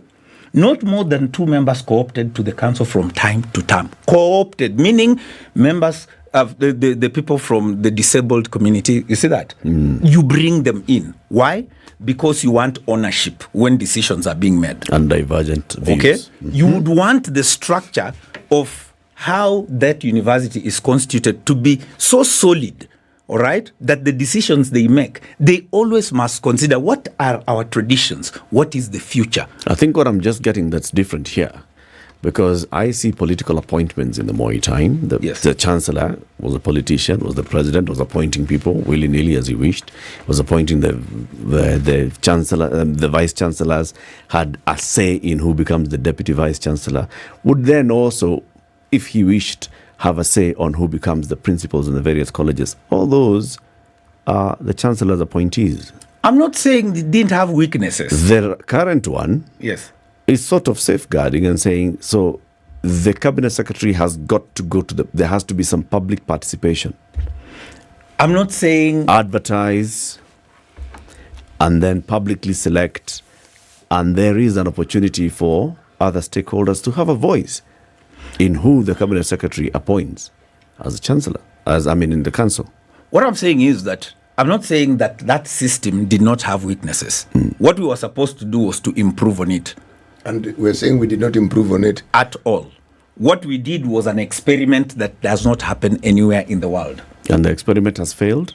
Totally failed. And we can go all the way to look at any council, by the way. All right? We set the bar, by the way, very high. the bar was this. Like I said, the chairman has to be what? Chair of council has to be who?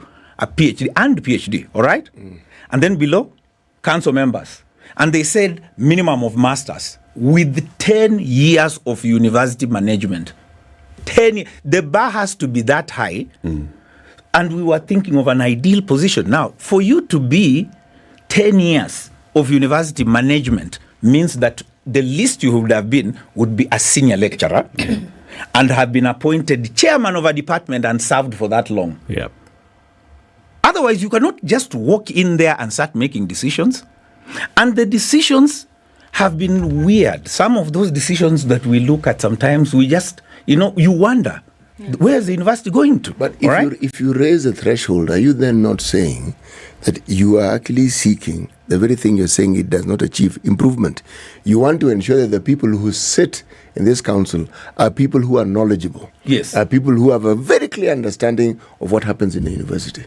That is all true. But you see now the thing is this. Like I said, we gave it to who? The cabinet secretary, who are politicians. Okay? Who are politicians. Now, it was not about, let's get the best. Politicians don't work like that. Politicians work with who is looking after my interest. All right?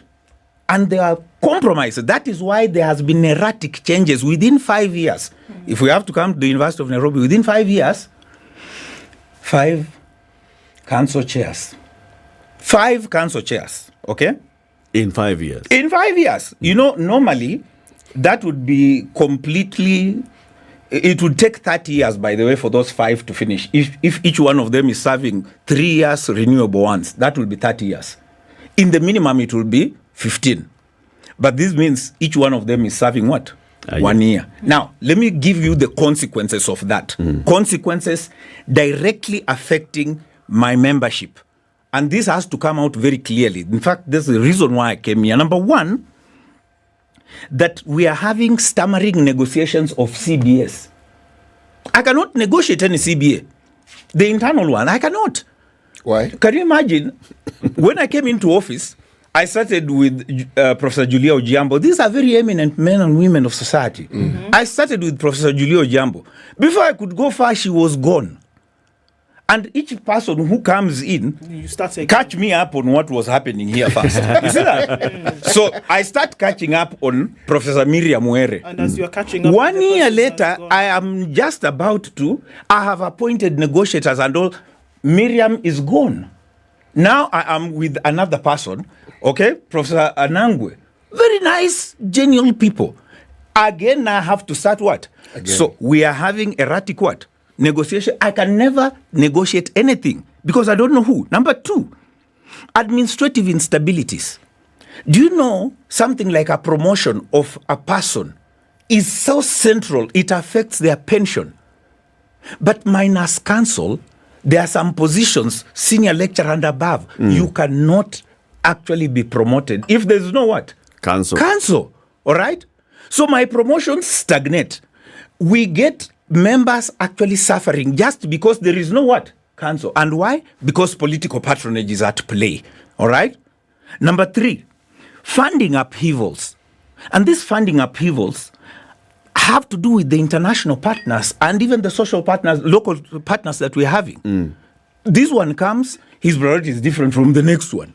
Like I said, within the 2.5 years I've served as secretary, 3, these funding upheavals, are they helping anyone? Number 4, healthcare instability. You have to understand one thing. Lecturers, by the time you are actually at that level, especially at professorial level, it takes a toll on people's health. So it's a very delicate workforce. But you do not want this health of these people to be subject to the fellows who have to approve certain funding for them to be able to procure some things. So we're having a lot of health instability. And number 5, piling bills. Who doesn't know that we are having pension issues, but no one goes to the bottom and find out why do we have these pension issues? No one is remitting here. Because this council comes with this priority. This one comes with this other priority. You don't end up paying. In fact, those piling bills also have a direct influence to the direct service providers on things like Module 2 payments. So what I'm saying is it possible to get a handle in this? Now you can see these 5 issues, which are very central to how the welfare of my membership is supposed to discharge duty, is affecting their performance. Don't we need to get a handle on this? And I have been saying, these erratic changes, by the way, there's an analogy. Now I can give you one.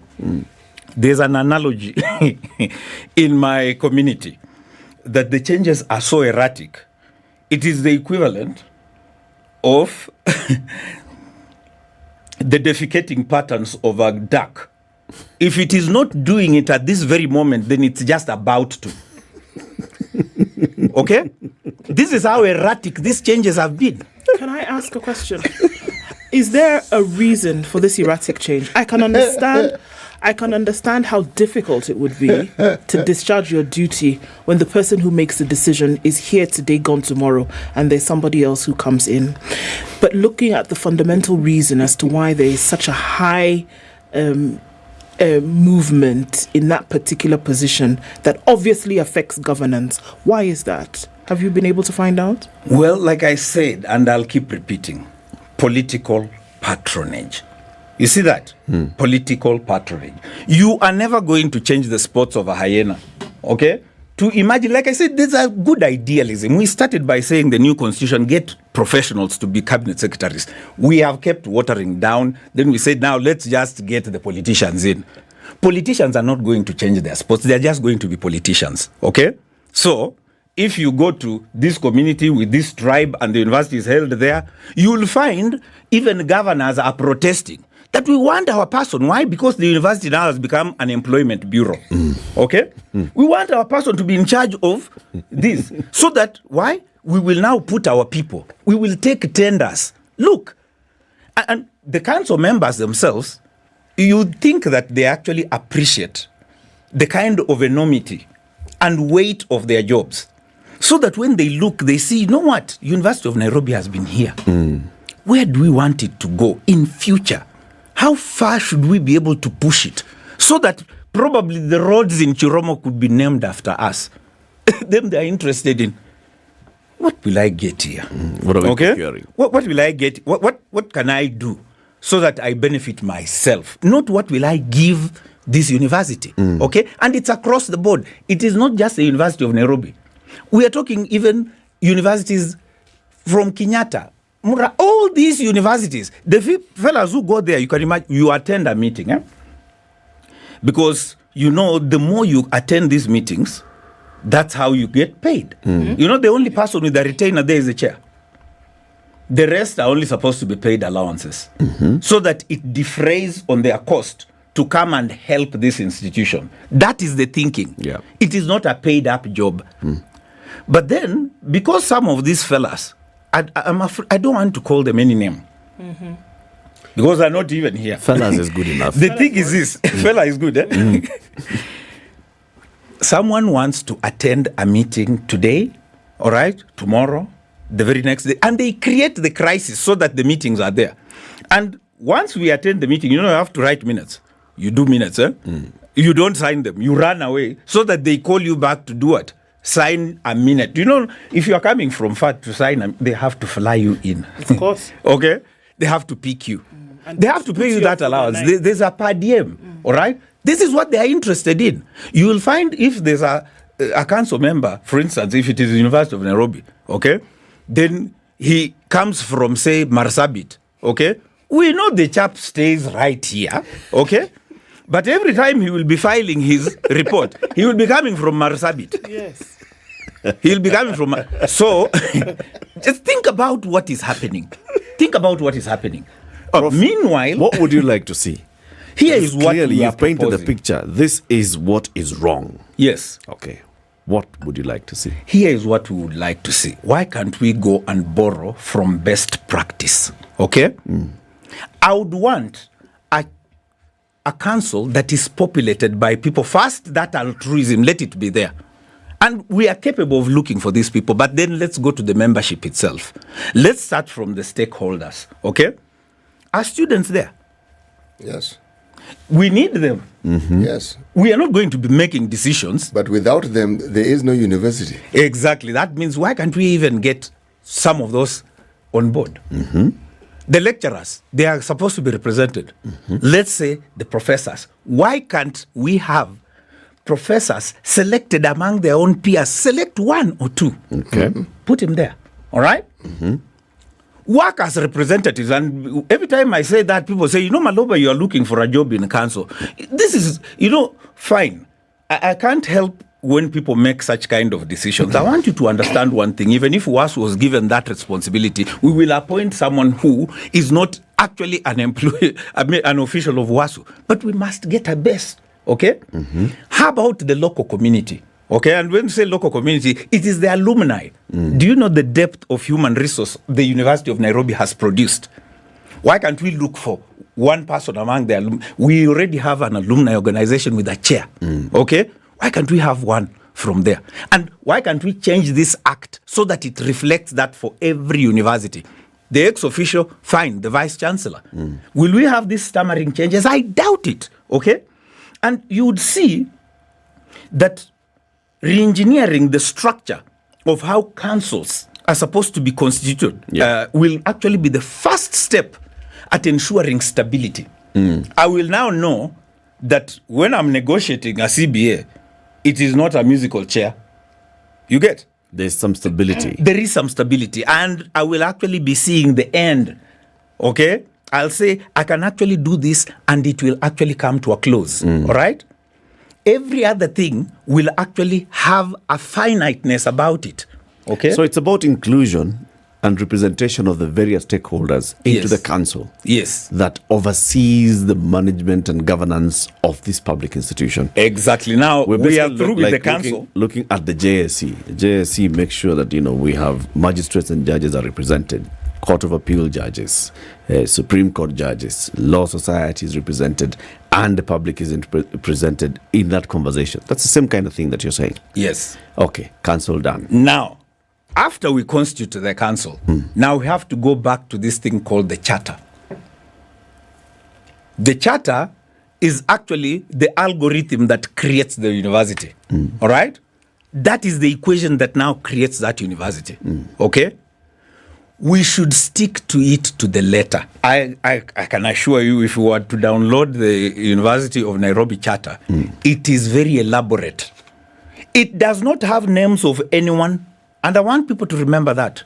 The reason why it does not have any name of anyone, because it envisages that people will come and they will go. So there is no name. When they say there will be a chancellor, there's no name there. There will be a chair of council. I have already talked about that. There will be these positions. For instance, at the University of Nairobi, they say there will be 2 deputy vice chancellors, minimum. Okay? At least 2. You can decide to add, fine, there's no problem. But that will be on advice sometimes also of Senate. Okay? They even stipulate the various positions underneath. This is what the charter says. And I have been saying to whoever can listen, is there a possibility someone is looking at this charter and saying, you know what? Maybe we should just only make reference to it. You remember, whenever we quarrel about what is going wrong with Kenya, what do? We say, what does the Constitution say? Isn't it? Why can't we also keep waving that and simply ask, what does the charter say? Okay? We have a disagreement about what should happen here and here and here. Okay. What does the charter say? Have you asked that question? So many times to anyone who can listen. Okay, and what has the response been when you say, here is a document or here is a guide that we're supposed to follow in the event that we get into a troublesome one like we are in now? I'm so glad you asked this question. So if I can finish the question. Okay. So what has been the response when you've asked that question? Silence. Okay. And this is the reason I'm on Spice FM today morning, so that people can hear it at least loud and clear. All right? Because if they were listening, do you think I would need to come? No. Then things would be running well, isn't it? The reason I'm egged on into a radio station with so much reach is because I want to pass this message loudly. Okay? When I speak within the corridors of the universities, I'm not heard. People start saying, Maloba is he's been bought. What? He's doing something because someone is engineering him. The narrative has to be spun somehow to discredit my being, so that my message is drowned, which is unfair. It is so totally unfair. Dr. Maloba, I understand. Have you approached the Committee of Education in the National Assembly to start conversations about amending the Universities Act? Now, that is when we come to this thing called the Presidential Working Party.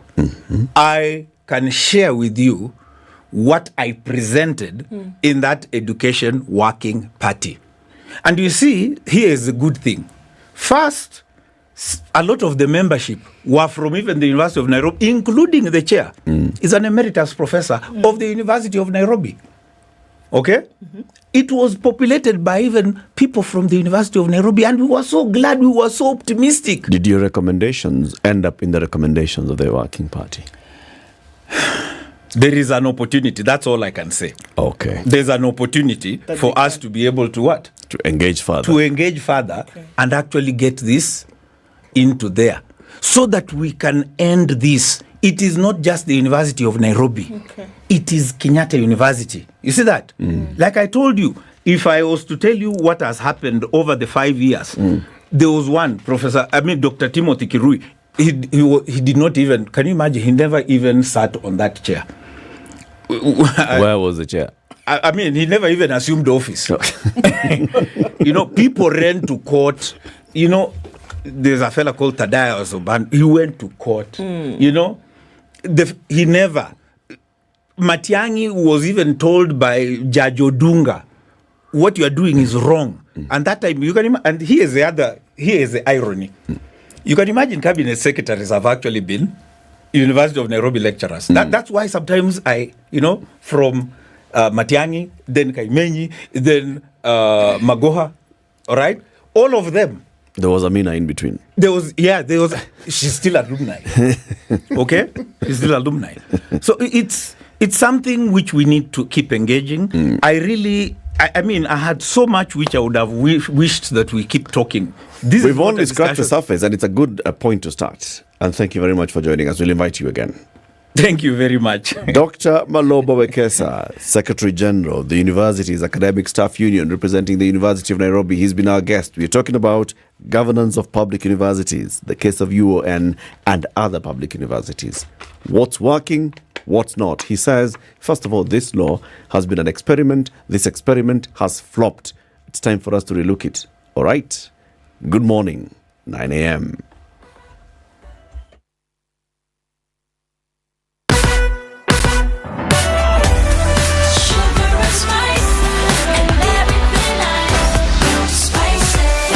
Spice up your life.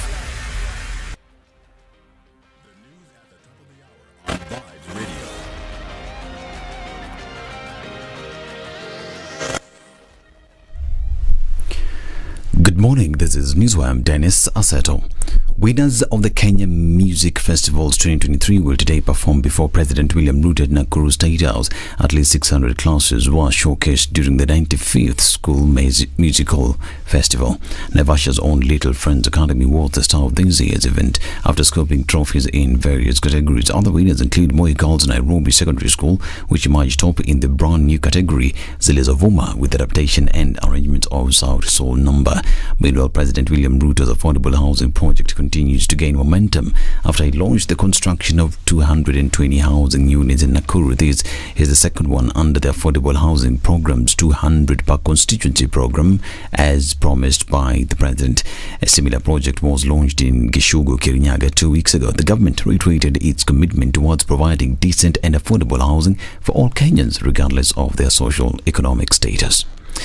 Mishiboko, a Likoni Member of Parliament, has stated unequivocally that leaders in Mombasa County will not allow the society to be misled about same-sex relationships. Speaking in Mombasa, Mboko stated that Kenya is guided by religious traditions, customs and beliefs that will never allow the vice to infiltrate the society. As a result, she has urged residents to remain vigilant and to fight the problem aggressively as it spreads across the country. Similarly, she urged parents to guide their children, especially during the holiday season, in order to protect them from being morally corrupted by the society. And Muranga Governor Irungu Kangata has fired all medical superintendents in the county pending an internal suitability test.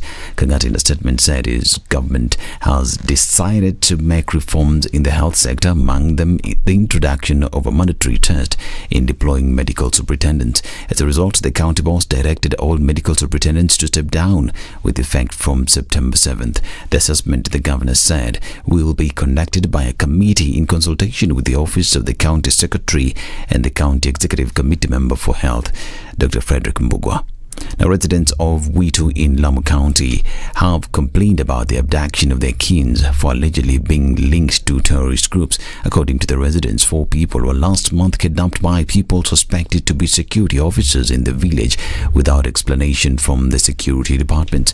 They have also claimed that families are greatly affected by the abductions, as men who are relied on to look after the families have been abducted. Naye uko siku 22 hatujamuona na hatujui kama yuko wapi, na watoto pia wanasoma na watoto wanalia, wanataka baba yao hawamuoni. Baba yuko wapi? Mimi hata sijui nifanye nini, kwa sababu watoto hawajamuona baba yao. Mimi mwenyewe sijamuona baba yao na usingizi pia sipati kwa kuwaza. The residents now want President William Ruto to put a stop to police abductions that he had promised during the campaigns when he visited Lamu area last year. Sasa jiangie burupu na hiyo nichukulie mwanangu. Mimi nilekeza vipi, niko hai ama mmekufa? Si atakuwa shaniua. Na mpaka leo sijapata usoni. Lakini nimeomba tafadhalini hili jambo tuondosheni. Hilo nimeliomba. Manake mama kama mimi sasa uje nichukulie mtoto wangu kituteni. Umeniponesha, umeniua. Basi nimewaomba, mwambie bwana rais nimemuomba kama si wazee tumalize, atuache nusu nusu. Kenyan security team on an assessment mission has met Haiti Prime Minister Ariel Henry, members of his government and leaders of the High Council of the Transition on their tour of the country. This comes ahead of the planned deployment of 1,000 Kenyan police officers to combat the gang violence that has wrecked the Caribbean nation. Kenya will lead an international police force aimed at the mission. The delegation is in Haiti to understand the degradation of security of the country. The delegation also visited the top brass of the Haitian National Police for a working session on the security situation and weakness of the agency. They met the police chief, Franz Elby, among others. And the Senate Watchdog Committee has directed Kiambu Governor Kimani Wamatangi to merge water companies in the county to improve their efficiency and reduce huge revenue losses. The County Public Investments and Special Funds Committee spoke after revelations that the county has 8 water firms, with some insolvent due to several years of mismanagement. The county boss appeared before the Vihiga Senator Godfrey Osotsi-led team to respond to audit queries for the water firms. Wamatangi decried that some rogue water cartels have made it difficult for the county government to merge the 8 water utility firms within his county. This is Newswire. I'm Dennis Aseto. Good morning.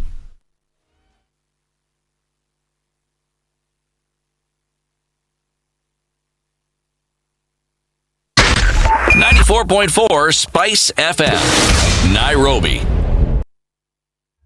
All right, round about 9 o'clock, and we're looking at better in some parts. It hasn't been too crazy today. We're seeing some movements on Jogo Road.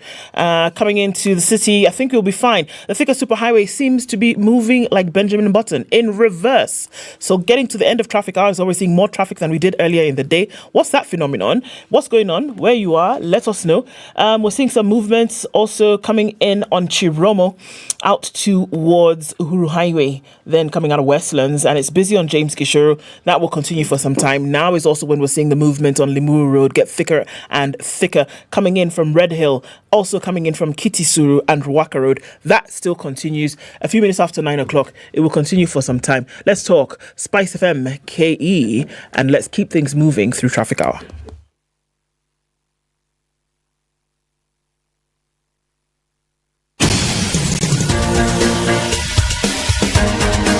This is The Situation Room, the home of hard-hitting political commentary and penetrating insights about the state of the nation. This is a talk radio experience like no other. The Situation Room, a place for hard truths, debates, and elevated conversations. The Situation Room, witty, political, engaging, deep, controversial. In the room, we have C.T. Muga, researcher, academic, seasoned political observer, a fountain of wisdom in these politically uncertain times. Ndu Okoh, Nigerian by birth, Kenyan by choice, communications expert, Pan-Africanist, a truth seeker and believer in people power, and Eric Latiff, agent provocateur, the man in the chair, seasoned journalist, news hound, a man who believes in punching up, not down. 7 minutes after 9. This is the final Situation hour Room. of the situation today.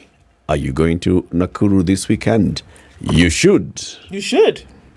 City's already revving up his engines. He's on his way already to the Rift Valley Sports Club, where all this wonderful action is going to be taking place. You wonder what it is? Well, it's Choma na Ngoma, it's music, it's partying, it's don't be confused. Meat. Choma, you don't choma mboga. Choma nyama. Choma na Choma. Si choma ugali. Thank you very much. Choma na Ngoma is what's happening this Saturday. You're about to say choma na I was going to say choma na mboga, but it's happening. You're doing well. I was doing well until then. It's happening this Saturday at the Rift Valley Sports Club. It's the 4th edition of Choma na Ngoma under Radio Maisha, and it's food, it's music, it's partying, and there are Kenya's frontline artists who are already lined up, raring to go, tuning all the sounds and making sure that the pitch is ready for you this weekend. It's 800 shillings. Get your tickets at www.ticketsasa.com. Do the thing. Let's go. Choma na Ngoma. Down. Twende. Tukaone hawa watu. Otile Brown. In the house. Calligraph Jones. Telling you. Nviri the storyteller. City's guy. Ben Sol. Is Ben Sol going to invite Nani on stage? Amlioto. It would be nice. Nakufa. Okay. Should sing the Nakufa song. As in, I'm dying. Yes. I'm dead. Sura. Nadia Mokami. I saw she had posted on social media. She went for these things that people are going for, the eyebrows. What's it called? That procedure of getting the eyebrows done. I don't know. Yeah, I know the one with the microblading. Microblading. And she says it backfired. Oh no, who did she go to? What's microblading? So essentially, it's getting permanent eyebrows put in, so you don't have to shape them every time and color them in. Yeah, more or less permanent. So if they get it wrong, you're permanently screwed.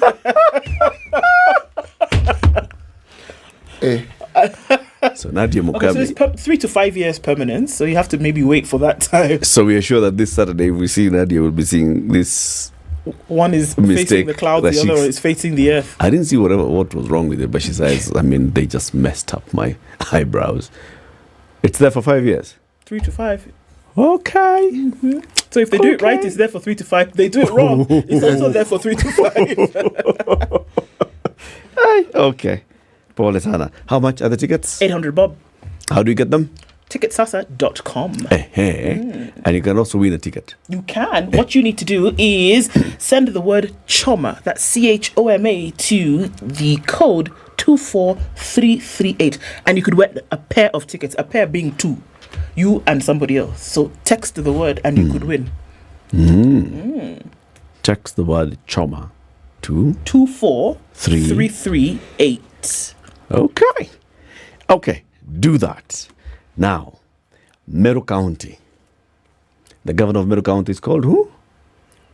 Kawera Mwangaza. Yeah, I want a Choma. Yes. The last time Kawera Mwangaza was very much in the news was during that impeachment period. The County Assembly of Meru had said, Madam Governor, please go home. Came to the Senate. Senate listened. They told Kawera, listen, Madam Governor, you need to listen to your people, okay? We are not going to confirm this impeachment, but we want, please. Try. Please, just listen to your people, okay? The person who initiated this entire process is a citizen and a voter of Meru County. He's fondly referred to as the Omtata of Meru. His name is Thuranira Salesio Mutuma. He was here, then he is here now. Thuranira, Once again, karibu. he's here. How are you? Fine, thank you, Eric. Karibu sana. Asante sana. To Kenya's biggest conversation. I'm humbled. Very good. You look healthy. I thank God. Very good. And you look happy. Thank you. That's good enough. Siti, patia yeye, the day is proverb. Ile proverb ya leo. Our proverbs for the whole of this week ending Friday are from the country of Burkina Faso. Okay. The content of a peanut is enough for two friends to share. The content? Not to fill them up. To share. Just share. But if it's enough, it means something. Yeah. You see, that's the point. That's the point. The content of a peanut is enough for two people to share. You know, this word, the right the content. But my mind goes to contentment, a concept that is often lost. Contentment doesn't mean it's overflowing, it is more than you know what to do with. No, it means the discipline of understanding that this is adequate. Yes.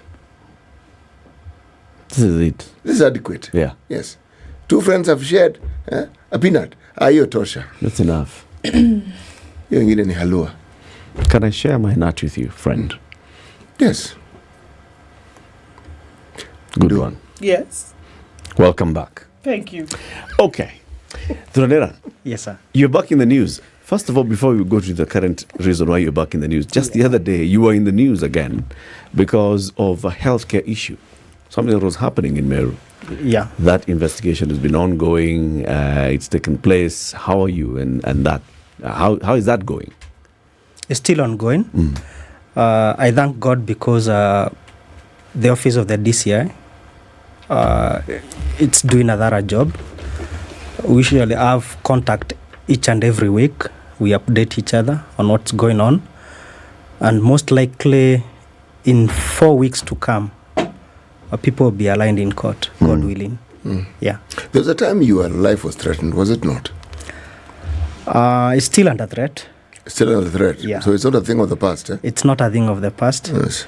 There are a lot of trails. Yes. Some phone calls here and there.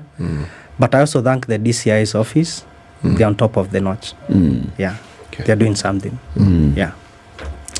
Now, something else is happening in Meru County. And you've raised this as an issue. Yeah. What's this?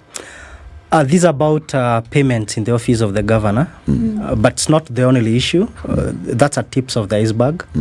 There is more to it. But I began with the office of the governor because she's the CEO of the county. And she needs to be accountable to the people of Meru. We gave our votes overwhelmingly. And we entrusted her with the property of Meru County. And in that office, I discovered the issue began last year, actually, with one minority leader, Honorable Mwandaidhili. He sought a statement on the impressed status in the office of the governor in November. I remember that time, it's the time that we had the impeachment issue. And 5 months later, he was not given any response. In April 18th, he withdrew the statement, which to me raised some question marks because did the people of Meru get the value of the work of the MCAs in the county assembly? No, they never did that. So you raised that statement in the county assembly. Yes. Ordinarily, when you raise a statement, then the relevant committee should pick it up and seek answers. Sure. So what report did the committee bring? Zero report. He withdrew the statement even before. He withdrew the question even before this had been transmitted further. Yeah. That's what he did. And that's allowed. Even though it's allowed within their studying orders again, what's the value of him seeking the statement and withdrawing?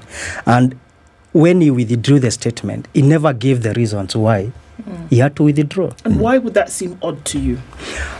Because to me, after the issue of the impeachment motion flopped on the side of the MCAs, they went into bed with the executive. I have concrete evidence of how they went to bed, because most of the tenders in Meru County are being given to the MCAs by proxy. I have names of the companies related to their relatives or to their girlfriends or to the immediate family members that are being given tenders by Governor Kawira Mwangaza. So they don't have any moral authority now to oversight what she is doing. Let's characterize this a little bit. Yeah. The first impeachment motion so far, the members of the county assembly overwhelmingly went for impeachment. They went for the jugular, essentially. Sure. And they said because of 1, 2, 3... 68 out of 69. Exactly, 68 out of 69. Yeah. It was very clear what they wanted because they felt that she was not representing the people of Meru in the manner in which she said she was going to by the vote and then also by mandate. Yeah. Right? Yeah. There was no question as per what they felt. So what you're saying now, which is actually quite heavy, is that after the first impeachment motion was denied by Senate, that easily 68 again out of 69 have basically jumped ship, as it were, and have pledged their allegiance solely to the governor. Is that what you're saying? Not completely all of them, because what she has done, it's a divide and rule method she is using.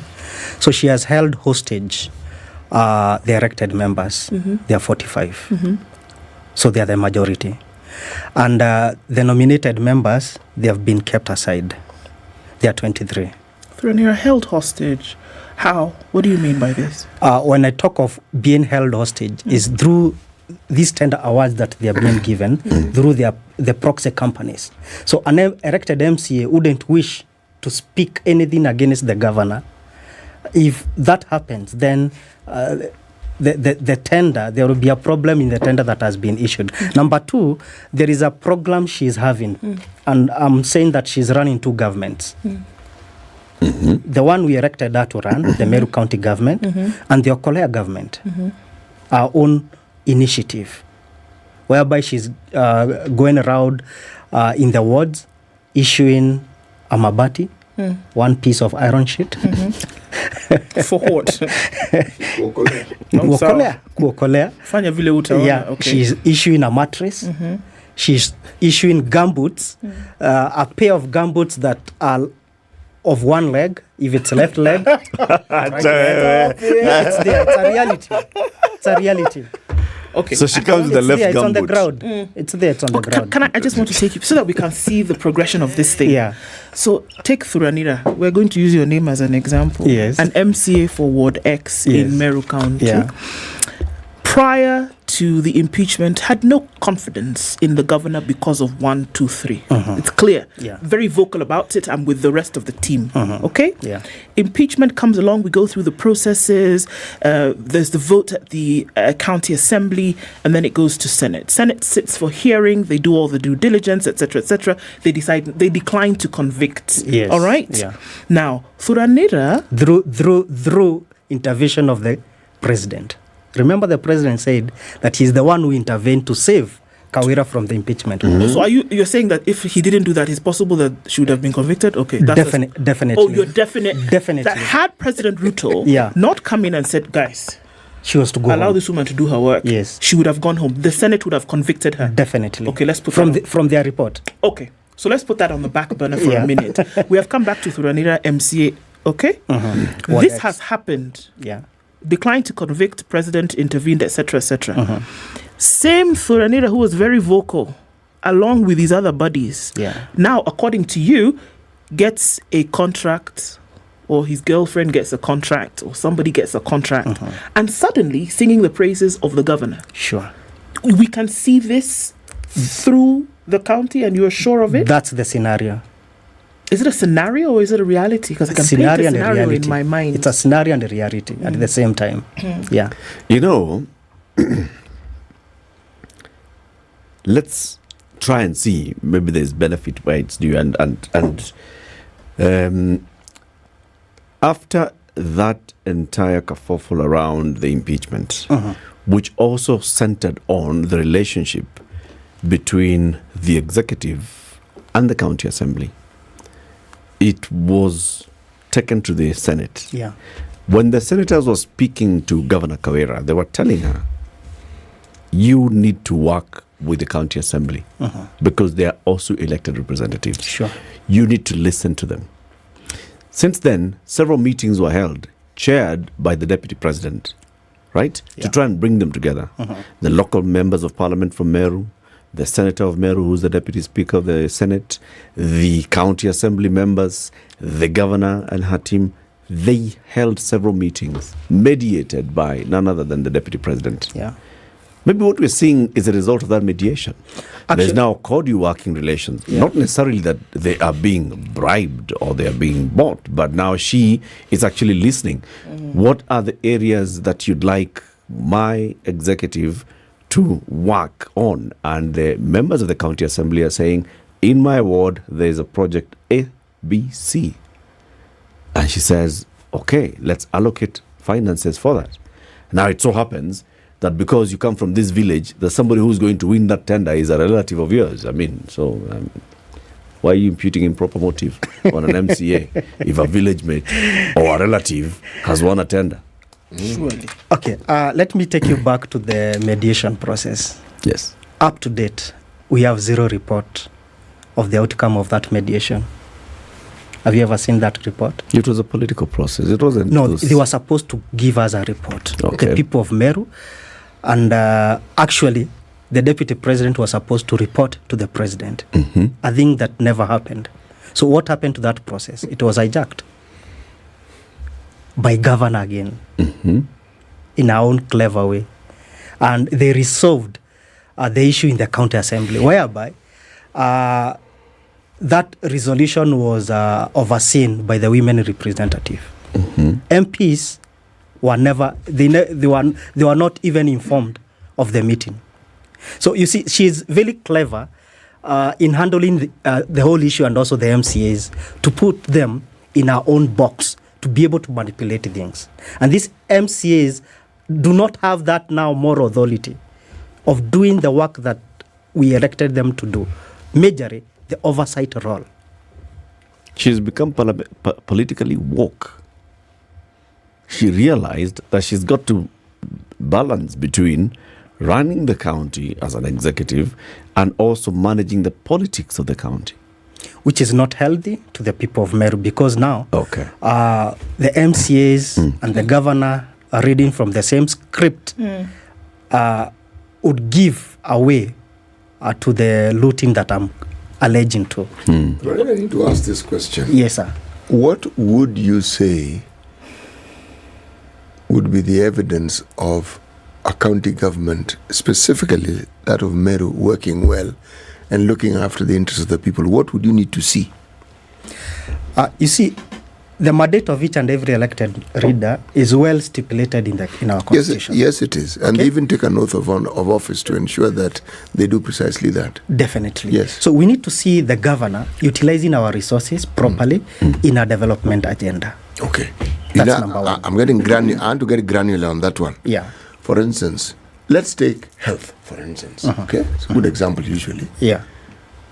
What is it that you would like to see in health that you're not seeing in terms of what would the governor or the executive, what should they do? What should they be involved in order to visibly demonstrate that they're actually doing something which is in the interest of the people of Meru County? Okay. Let us cut across all the department instead of only health. All right. There is a law very clear, the Public Procurement and Asset Disposal Act of 2015. It's also very clear in the manner in which contracts and tenders must be awarded. Number two, to strengthen that, there is a law that came in 2016 and created a Public Procurement Regulatory Authority. Yes. And in it, each and every public entity must publish all the tenders awarded. Yes. And the public is able, if you log in into that website, you're able to see this tender of this road A was issued to this company. It is worth this amount of money. And you are able also to know the details of the owners of that company. You are able even to see the duration of time given.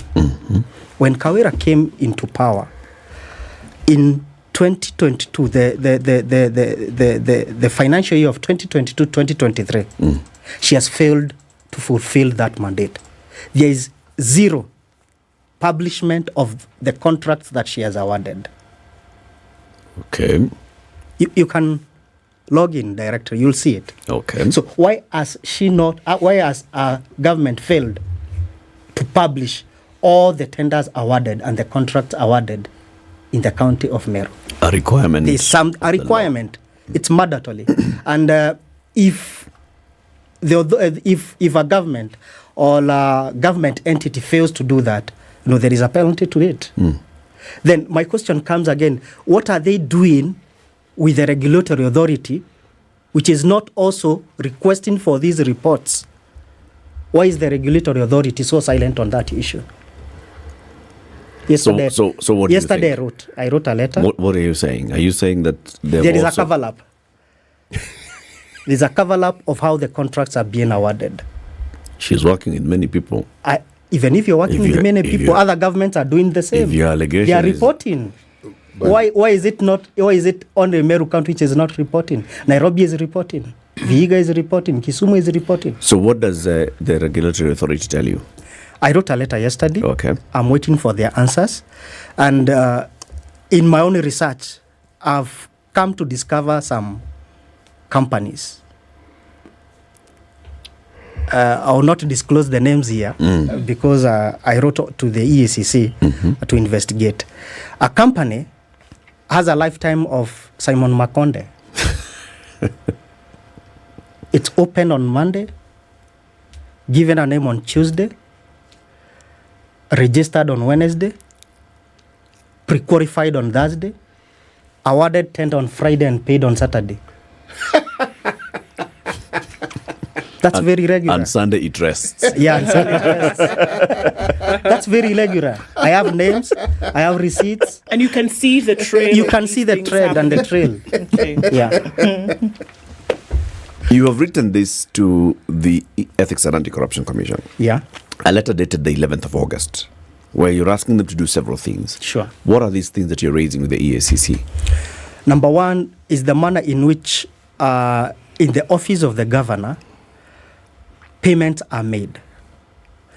You can see a name of a particular person.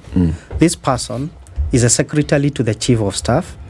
She is paid 18 times in a day, amounting to like 3 million. In a single day? In a single day. From what account? Impressed? In their defense, they are saying it's impressed. Okay. Their defense. How is this payment made? My extract, I made it from, I extracted my evidence from the Infamies. I have a person who works in the treasury. And when this person saw these things are not normal, the person alerted me, printed the copy, we sat down and we analyzed it. And it's not normal to do such payments. 18 times a day? 18 times a day. To the different vouchers. This is the PA too? That's the secretary. The secretary to the chief of staff. Okay. Okay. Number two. In their defense, you say, they say this is impressed. They are calling it impressed. Okay, but and per diems. Impressed and per diems. And per diems. Remember again, in last year, in November, the commission for what? The CR? We call it what? CR is... Commission on Revenue Allocation. Not revenue allocation, ingine ya mishahara. SRC. Yes. They nullified the issue of paying per diems. Yes. Why is the county of government of Meru paying per diems? They said that's double salary. Yes. Yeah, and it was cancelled. So if it is per diems in Meru County, they are still again violating the regulations of the authority. Yeah. Number two, you get... I'm not against employing our sisters. It's okay, they have a right for employment. But then again, it's nepotism. Though this is a sister, okay, she works as her bodyguard, and she is paid monies for catering services. Catering for the bodyguard? Catering It's just written catering services. Against her name. Against her name. Okay. But the catering service, should it not be aligned to an event? Should it not be aligned for a function? Or is it everyday catering? And it must go through the procurement process. Yes. Yeah. It must be won competitively. So basically what you're saying is a security officer is also offering catering services to the office of the governor, Oh, to the office of the governor. To the office of the governor. Okay. Yeah. So those are worrying questions to the people of Meru. As a company or as an individual? As an individual. Money which should be paid to a company. Okay, hold on. So the kind of money that we are seeing being paid to this individual is actually like, for an event. That's the kind of money we're talking about. It's not like, bring me a lunch plate of 1,000 shillings. It's... How much are we talking about? How much are we talking about here? In my calculations, she has been paid almost a total of 9 million within 9 months. That's a lot of food, huh? Some heavy breakfast. I'm not sure that... so we're saying that essentially... Have you ever visited the governor's office, you? Salmon and shrimps. Yeah. In 9 months, 9 million, that's 1 million shillings. It's a million shillings a month. The secretary herself has been paid 29 million within 9 months. Secretary? The secretary to the chief of staff. The 29 million, the imprest. That's what they are calling the imprest. In 9 months. Yeah. Then again, the question comes in. Is the allocation in the office of the governor treated entirely as imprest? Because surely there must be other kinds of payment, no? Yeah. There is advertisement being paid for. There are campaigns being paid for. Are they also being treated as imprest? These are questions that they should be able to explain to the people of Meru. Let's come back on that note. Dhuranera Celesio Mutuma is known as the Omtata of Meru. He is the man who raised questions that led to the first attempt to impeach Governor Kawira Mwangaza. He has raised issues about NHIF payments and such other matters in Meru County. This time, he's written to the EACC, he's written to the Public Procurement Regulatory Authority. He's asking questions about things that are still happening in the government of Kawira Mwangaza in Meru County. He's telling us about them. Time for that break. We'll be back shortly. This is the Situation Room, the only way to start your day. Oh, finally! It's my Standard Courier delivery. At Standard Courier, we know that your time is valuable. That's why we guarantee swift and efficient deliveries to your doorstep every time. Give us a call on 0793 599 684 or schedule your next delivery by visiting our website www.standardmedia.co.ke/courier. Trust Standard Courier Service for all your courier needs. We deliver with pride. Cloudy conditions, a bit of sun in Nairobi, highs of 26 and lows of 13. We'll see lows of 12 in a sunny Nakuru, going to highs of 27. 25 will be the high in Nyeri, where it's sunny at 18, and at 19, Eldoret is sunny, going to highs of 25. 29 will be the high in a mostly sunny Mombasa, and it's 27 and sunny in Malindi. It's sunny at 25 in Kisumu, highs of 32, and 31 will be the high in Kakamega, where it is sunny at 25. 25 and sunny in Kampala, 25 and cloudy. 27 and sunny in Dar es Salaam, with highs of 29. It's sunny at 17 in Johannesburg, highs of 26 and lows of 8. Cloudy at 25 in Lagos, and sunny at 23 in Kinshasa. 30 and sunny well into Wednesday afternoon in Beijing, and we'll see highs of 31 in Paris today, with highs of 26 in a sunny London. It's partly cloudy still Tuesday night in New York. Coming into Wednesday, we'll see highs of 26 and lows of 20.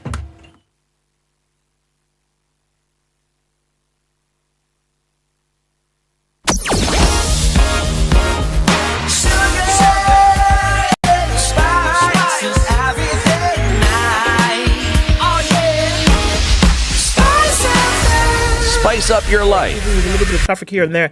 It hasn't been too bothersome throughout many parts of the city today. And I think we're seeing a dying down of all of this right about now. All right, just a little bit left on the Thika Superhighway coming in towards the Pangani Tunnel. After that, you should be fine. Limu Road also still giving a little bit coming in from United Nations Avenue, such and such. All right, let's look through the morning and see how that opens up. We can keep things moving. I think we can do it. Spice of MKE on X.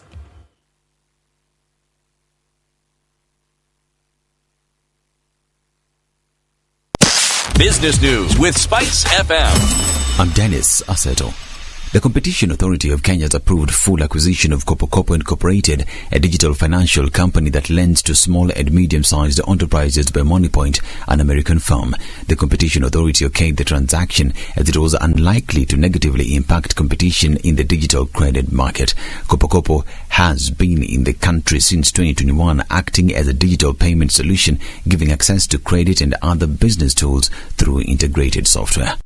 Agropastoralists in arid and semi-arid lands counties of Wajir, Turkana, Garissa, Marsabit and Isiolo are set to benefit from solar-powered irrigation equipment following the signing of an MOU between hydro equipment supplier Davids and Shortleaf and Millennium Water Alliance. The program seeks to enhance food security and expand the availability of safe and sufficient water supply to households through solar water pumping in arid and semi-arid regions of Kenya. The pastoralists will be able to get the equipment through installment under the prepaid financing model, pay as you go. Transport and logistics firm Standard Group has acquired a new food safety system certification for its Standard Global Logistics Mombasa tea warehouse after transitioning from the previous. The new accreditation gives confidence to customers, and the firm will be more vigilant and compliant to avert any food fraud and food threat that touches on mislabeling or misrepresentation, as well as in purification of food products when offering tea warehousing services. It also enhances quality culture and quality control. Humphrey Watanga Mulongo has been appointed Commissioner General of the Kenya Revenue Authority. He replaces James Mburu, who was forced out at the end of the regime of former President Uhuru Kenyatta. The appointment was made by Treasury Cabinet Secretary Professor Njuguna Ndungu in a Gazette notice issued Tuesday evening. Prior to the appointment, Mulongo was the Managing Director, Mega Capital Limited, since March 2023. For Spice Business, I'm Dennis Aseto. Spice FM Business.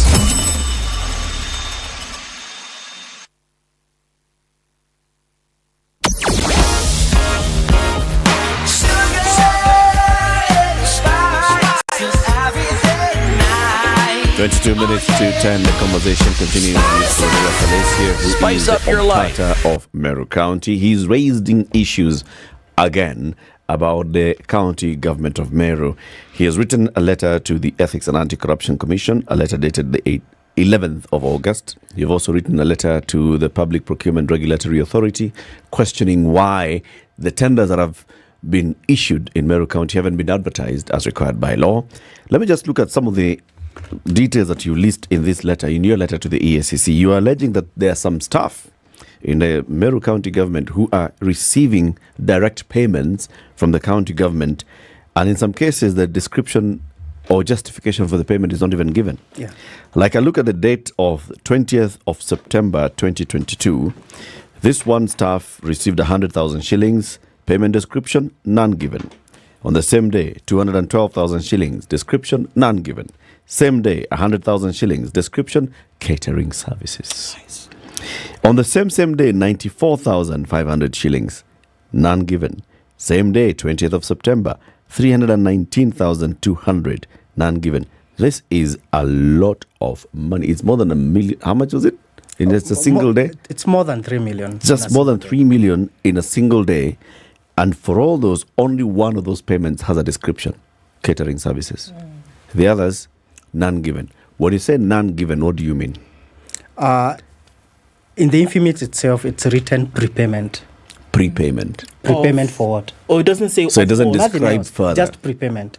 Okay. It doesn't say anything else. Doesn't expound. There are other payments to this same person in other months. For example, in so this is 13th, catering services, traveling cost, accommodation, boards and committee, and its figures above 50,000 shillings, mostly going to above 100,000 shillings. Again, you're saying in their defense, they say impressed. Yeah. When you say in their defense, it means that you've asked them. Actually, they responded after I spoke about the issue. Yeah. I think they called for a press briefing last week on, maybe it was on Friday. Yeah. Friday or Thursday, I'm not so correct. So they called for a press briefing, and in their defense, they say that that is impressed and it is allowed by law. Again, I have no problem of them paying interest. But my question is, why pay interest 13 times to a single person in a single day? The following day again, you paid 5 times to the same person. It raises eyebrows. Is this the same person who's getting paid on that day? Or are there other people who are receiving interest payments on the same day? There are very many people receiving interest on the same day. For example, there is one that I've not analyzed there. He is a municipal manager of Meru municipality. He has received a total of 3.7 million in 3 months. In one time, in a single day, he received 500,000 twice. Indicated prepayment. Okay. Prepayment for what? Why? And if it's a municipal manager, there is the Urban and Cities Act that establishes how municipalities must be run. They are run through a board. Okay? And the board is autonomous. Sure. Isn't it? So why pay through the office of the governor? Okay.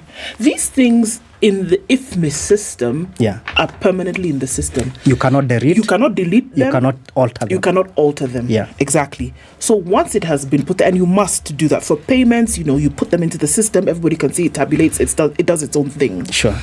Why would you do that, knowing full well that at some point somebody ought to ask questions about this?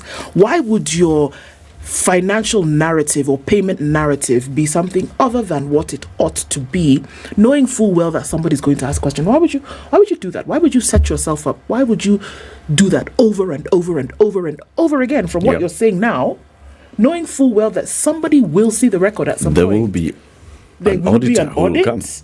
There will be questions asked. Why would you set yourself up like that? Almost intentionally, almost deliberately, knowing that a question will be asked in the future. Why? Incompetency. That's my answer. And to add to that, it's even worse. There is the question of paying for the same tenders to the people who are not working in the office of the governor, other contractors. They have opened a pay bill number. I have the account.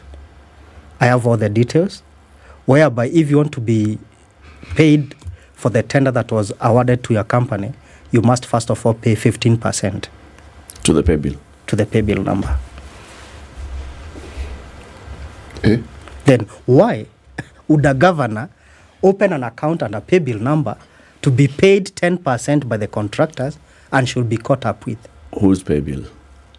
Is it a county government pay bill? No, I will not reveal the details themselves currently. Is it a personal pay bill? It's a personal company pay bill or county pay bill? It's a personal pay bill. Read somebody's name. Yes, it's a personal pay bill whereby you can trace the owner of the account. When you make payment, the name pops up. Yeah. So is this information that's been given to you by a complaining company that says, I won a tender and I had to do this before I got paid?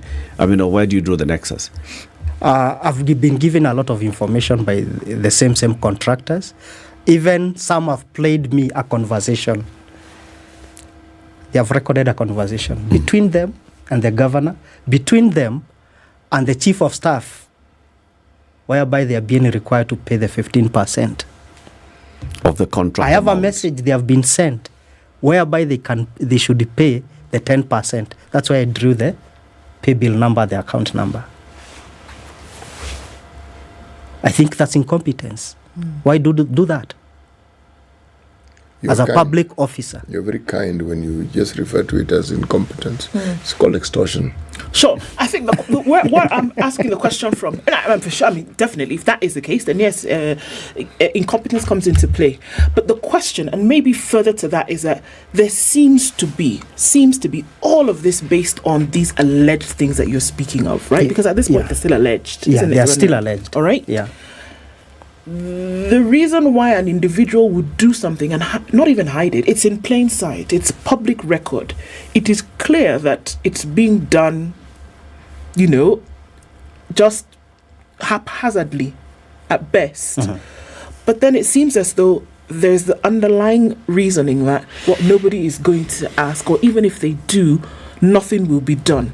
That's the only explanation. Because if something is entered into the system, it is public record, like we've established. Sure. It can never be erased. Yeah. It is permanent, and it will be audited at some point. Sure. Why would you be so careless if not that the thinking is that nobody's going to ask me, and even if they do, nothing will be done to me? Is that the kind of thing that we are seeing here? Definitely, that's what we are seeing. That's what is in play. And I think we need still to ask tough and more tough questions, because this public money, it's not an individual money.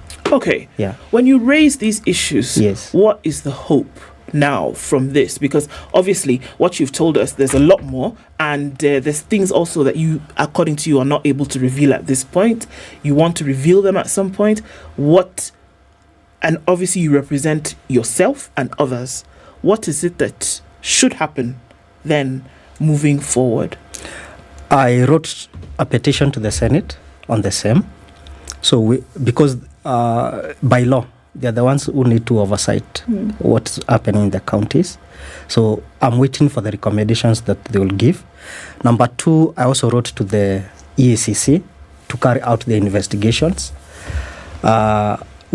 My hope is to see the EACC coming into action. Probably now we have the new CEO who is much God-fearing. I think something good will come out of EACC. I also wrote to the Director of Criminal Investigations in the Department of Anti-Economic Crime Unit. And I know they are going to launch also an investigation. And probably those who will be caught culpable or have broken or violated the set laws and the procedures, and probably they have looted the public coffers from Meru County, then they be taken to court. It's only the court of law that can give orders for the recovery of the lost money. Yeah. You know, you refer to the EACC, the new person in that is the chair. Yeah. Who's the Reverend Bishop Dr. David Oginde. Yeah. The previous one was also a bishop. They're both God-fearing. The other one was actually Archbishop. Archbishop. Archbishop. Yeah, big, very yes. silent. Yes, the primate We never of heard the much Anglican from Church him. of Kenya. Yeah. I want to read again some of what you have sent to the EACC Yes. in press payment. So whenever I see where you written payment description written NA, it means that on IFMIS it says prepayment. Yeah, it says prepayment. Just prepayment without further description. Yes. On this day, the 20th day of, which is the 9th month? September. Last year, payments to one person, 100,000 shillings. When I do this, you say prepayment. Okay. 100,000 shillings. Prepayment. 648,000 shillings. Prepayment. 578,000 shillings. Prepayment. 200,000. Prepayment. 525,000. Prepayment. 772,000. Prepayment. 167,000. Prepayment. 110,000. Prepayment. 100,000. Prepayment. 110,000. Prepayment. 113,000. Prepayment. 94,000. Prepayment. 47,000. Prepayment. 37,000. Prepayment. 110,000. Prepayment. 672,000. Prepayment. 94,000. Prepayment. 37,000. Prepayment. 150,000. Prepayment. 100,000. Prepayment. 37,000. Prepayment. 100,000. Please say. Thank you very much. City, I want you to say hospital supplies and others. 128,000. Hospital supplies and others. 50,000. Hospital supplies and others. Bas. All those are on one day. One person. To one person. This person was prepaid and then taken to hospital. Sorry. So now figure that one out, even when you listen to that. How is that? How do you explain yourself out of this one? And you know, hospital Impressed. supplies, then again we have the boards. Each and every hospital has a board. they do. And everything must go through the board. Why pay through the office of the governor? To a single person rather than a company. Mazito hayo. That's a lot of money. How would you explain It's a lot it? of money on Let's single put day. you on the other side and play devil's advocate for a moment. Yeah. If you were to think that, that this could be explained, how would you explain? Is it possible to explain why there would be maybe 16 prepayments totaling well above 3 million shillings and then some hospital payments to one person? What would make sense? Okay, not even what would make sense. How could you explain it and say the reason why this happened was because of this? A governor had 15 meetings. Okay. Each meeting required some facilitation to the officers and the staff. Okay, and it was just this one person that was in the office that it's day? only one person who can be trusted to handle that. To handle the facilitation. Okay. Right. It's simple as that. And also on the same day, hospital supplies needed? On the same day, hospital supplies were needed. Okay. Yeah. Okay. And only one single person could be trusted. Okay. That's the way they are putting it. That the governor will only work with the people that she trusts. And most likely, family members. But she appointed CECs, she appointed, COs. In a government, they are just puppets. They do as they are being told by the PA and the chief of staff. Although they will not speak openly. Chini ya maji wanaongea, wanatuambia. We are just puppets. We do as we are being told. You can imagine, in the office of the governor, we have the deputy governor. He's never seen anywhere. What does that mean? Like Houdini, he disappears or what? No function. But he's never seen in any function. But he's alive. He's alive. He's not locked in a box somewhere. In a government function. He's not been kidnapped. Number two. But he comes to office. Yeah. Number two, when the governor is not in, when we have delegations from NGOs, embassies, they are being received by the two sisters. One is the PA, the other one is the bodyguard.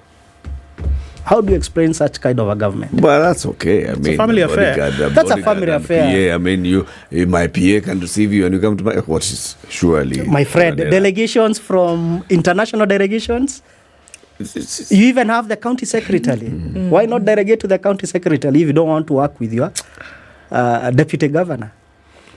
You know... When you're not in. Again, Thuranira. Yeah. This is coming so close after the previous issue that you had raised that went to the county assembly, that was quoting the same kind of thing, where there were issues of, what you're calling nepotism. Yeah. Where there were issues of unexplained expenditures. It was the same kind of thing. Why really would, again, putting yourself... Why would you do that to yourself twice? She ignored the advice she was given by the senators. True or false? Did she? No, she's working very well with the county assembly. She was told to be accountable. A bit professional. Okay. A bit, huh? Yeah, a bit professional. She has not been professional, isn't it? She has professionals in the office. The finance office has technocrats, isn't it? Why not heed to the advice? There's something I need to ask. Yeah. Is there any development that is happening in Meru County that you can point to and say, despite what I'm saying, the people of Meru are benefiting from development projects and whatever was budgeted for, whatever they have in the development plan is being implemented? Is there anything of that sort? Laughable development. Okay. Because why go drill a borehole? Okay? Just drill it, leave it at that point. Is there water? Water will come up when it's being pumped. You have not installed the solar system and the pumping system. You just leave it at that. Will you call it development? People are not using water from that borehole.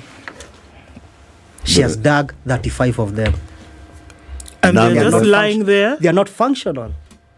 They're just lying there. How many wards are there? 45 wards. Okay.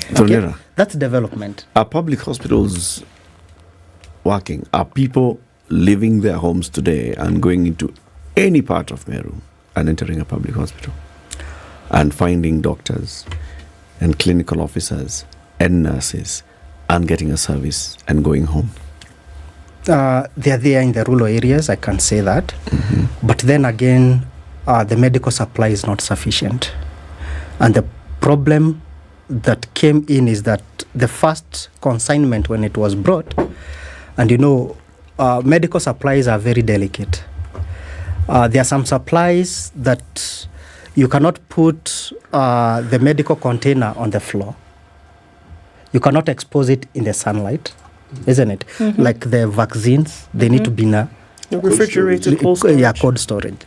So when the first consignment was brought, for PR purposes, they were exposed in the sunlight, na zikatolewa hapo tu kwa pavement ya the governor's office. Wakaanza kufanya distribution that took 7 days. So dawa ziko nje kwa jua kali na usiku kwa baridi nyingi. They are exposed to weather conditions that they are not supposed to be exposed. By the time they arrived in the dispensaries and the targeted hospitals, some had already expired. Okay, so that's healthcare. Are there agricultural extension officers in Meru? We have not seen them in our farms. So where are they? I don't know. And if you remember in the Auditor's General report, not Auditor General, Control of Budget report, they had already spent $500 million on agriculture.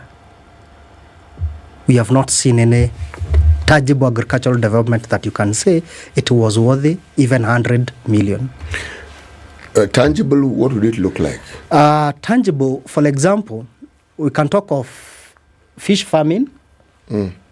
Probably farmers have been empowered to have fish pods in their farms, and they have been supplied with the fingerets. We have not seen something like that. We don't have any services for the IE. Aziko. Hatujasikia vaccination ya kama umbwa ama ng'ombe ama paka. So where did they spend their $500 billion? This one of yours is a bit difficult. It's there in the Control of Budget report. So these questions, you're saying the county assembly is not asking these questions? They're silent on that. Then it leads me to ask the question, when the county assembly took this matter to the Senate, were they taking the matter because they believed that the county of Meru was not benefiting?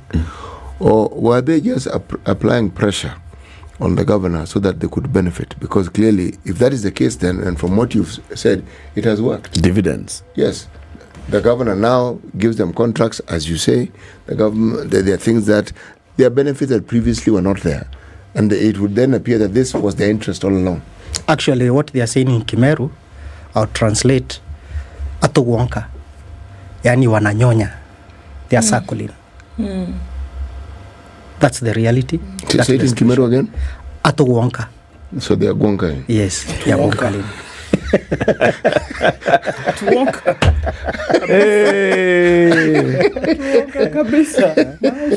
There is also another issue. You heard of the mountain run? We'll invite Mount you again. Kenya? Where? There's another one there. We'll invite you again, Thronera. Yes. Please, come back and talk about this. Thronera Salesio Muchuma, the Omtata of Meru County. He is raising issues. He's calling it the grand loot in Meru. He's written to the EACC asking the Ethics and Anti-Corruption Commission, please investigate this. He's asking questions left, right and center. The County Assembly, even the Senate, you've petitioned the Senate, please investigate what's happening in Meru. And the Meru County government as well has responded in some of these issues. We'll invite them. We want to hear from them. Thank you for tuning in to Kenya's biggest conversation today. Join us again tomorrow morning. Have a lovely day. It's 10 a.m.